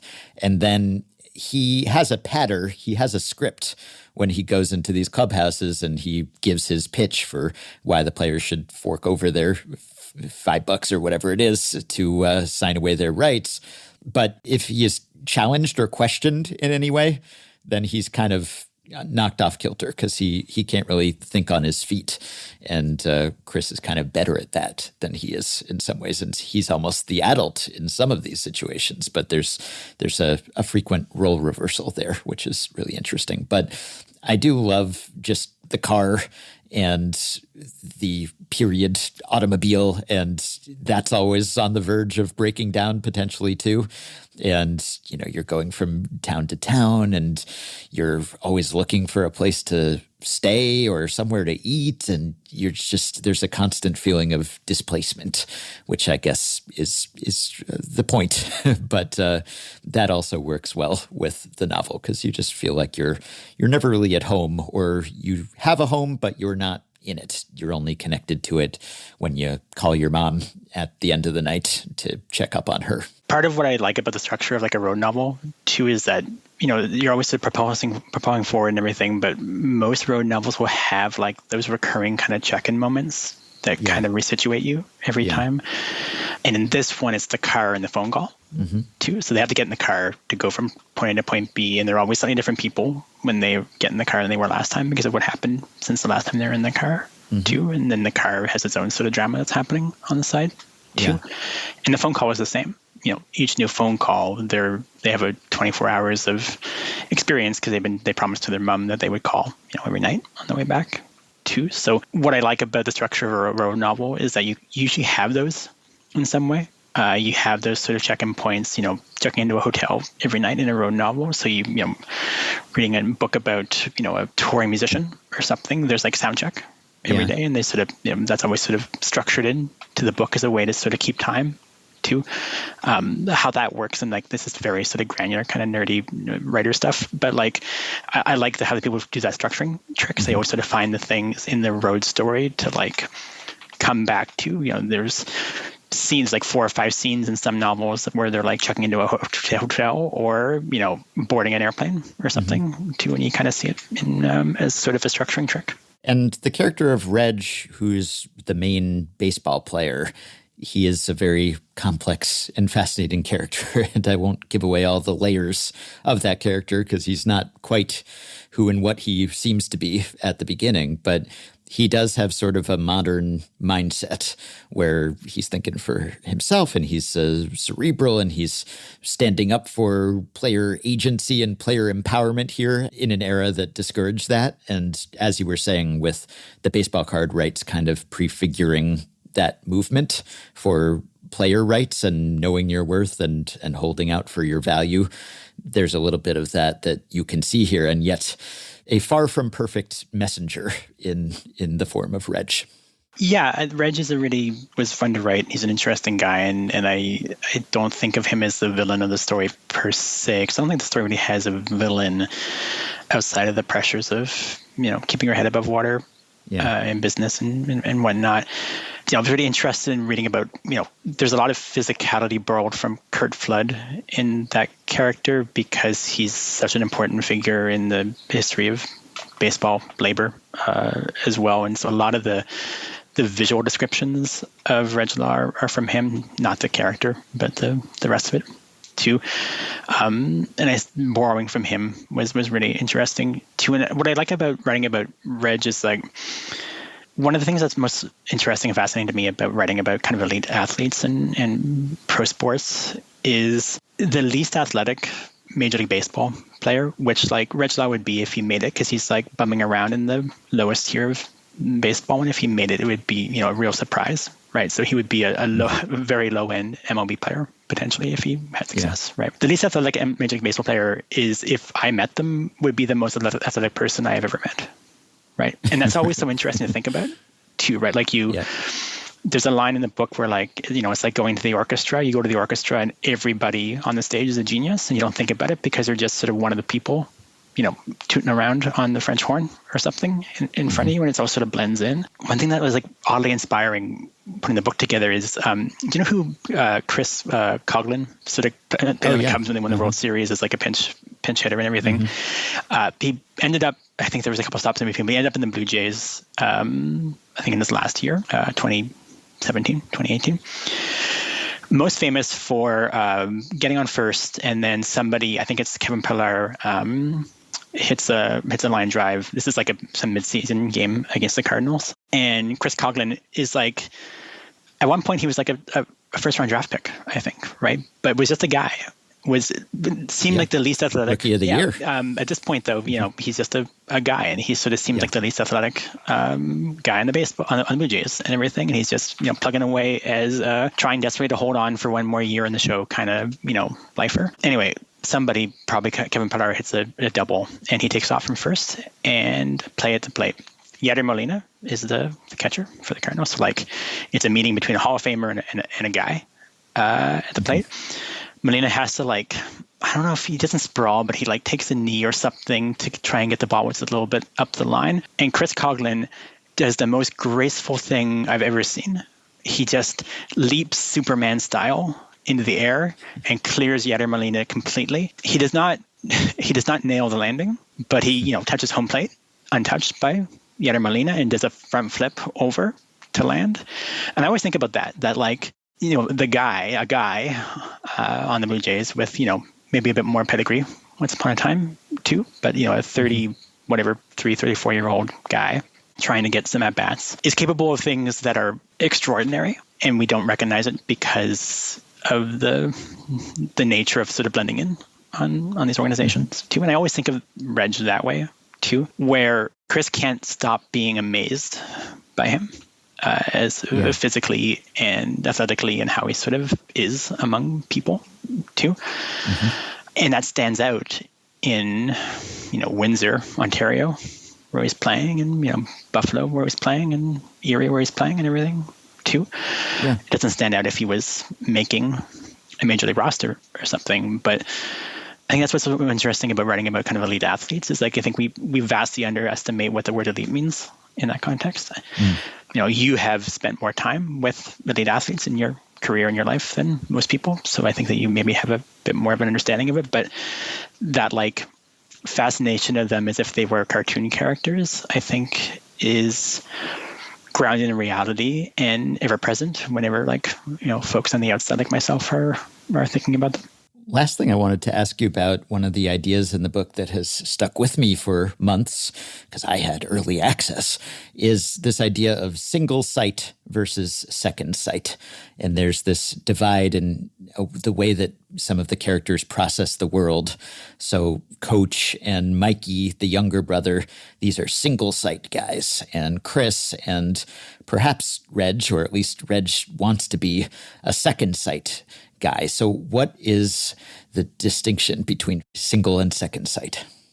It's kind of part of the same thing, like this sense from functionally less athletic people like Chris is, and not to surprise anybody but myself too, and other people, that there must be a thing about them that gives them knowledge of their body in space that's sort of like, extra sense that they have that the rest of us don't have. And it means that their perception of time is different in some way too. And then there's like an old New Yorker profile of a pre-presidency Barack Obama. It might be like the first Obama sort of story in the New Yorker that says like he, I forget who wrote it, but there's a reference. I think this was like talking about him working in a room. He says he has kind of the writerly sense that he is simultaneously experiencing him interacting with people and thinking about it after the fact at the same time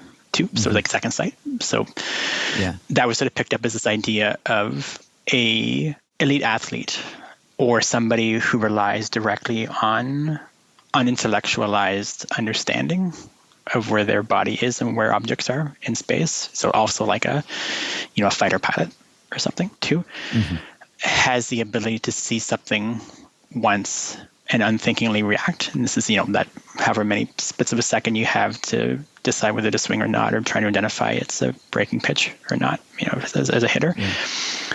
And then other people don't have that. They have second sight. They have the sense of the Obama example of like simultaneously experiencing something and considering it as well intellectually, whatever you want to sort of adverb you want to attach to it. And single-sided people have a series of outcomes and abilities and superpowers, and then second-sided people have them as well. Chris, like probably most narrators and novels, to be honest, is a second-sided person by nature. Yeah. Obviously, probably most authors as well. Probably most podcast hosts too, Ben, I imagine. And then we would probably, a lot of us would really love to be the other kind, because it carries with it all of these sort of abilities that seem rarer and more wonderful.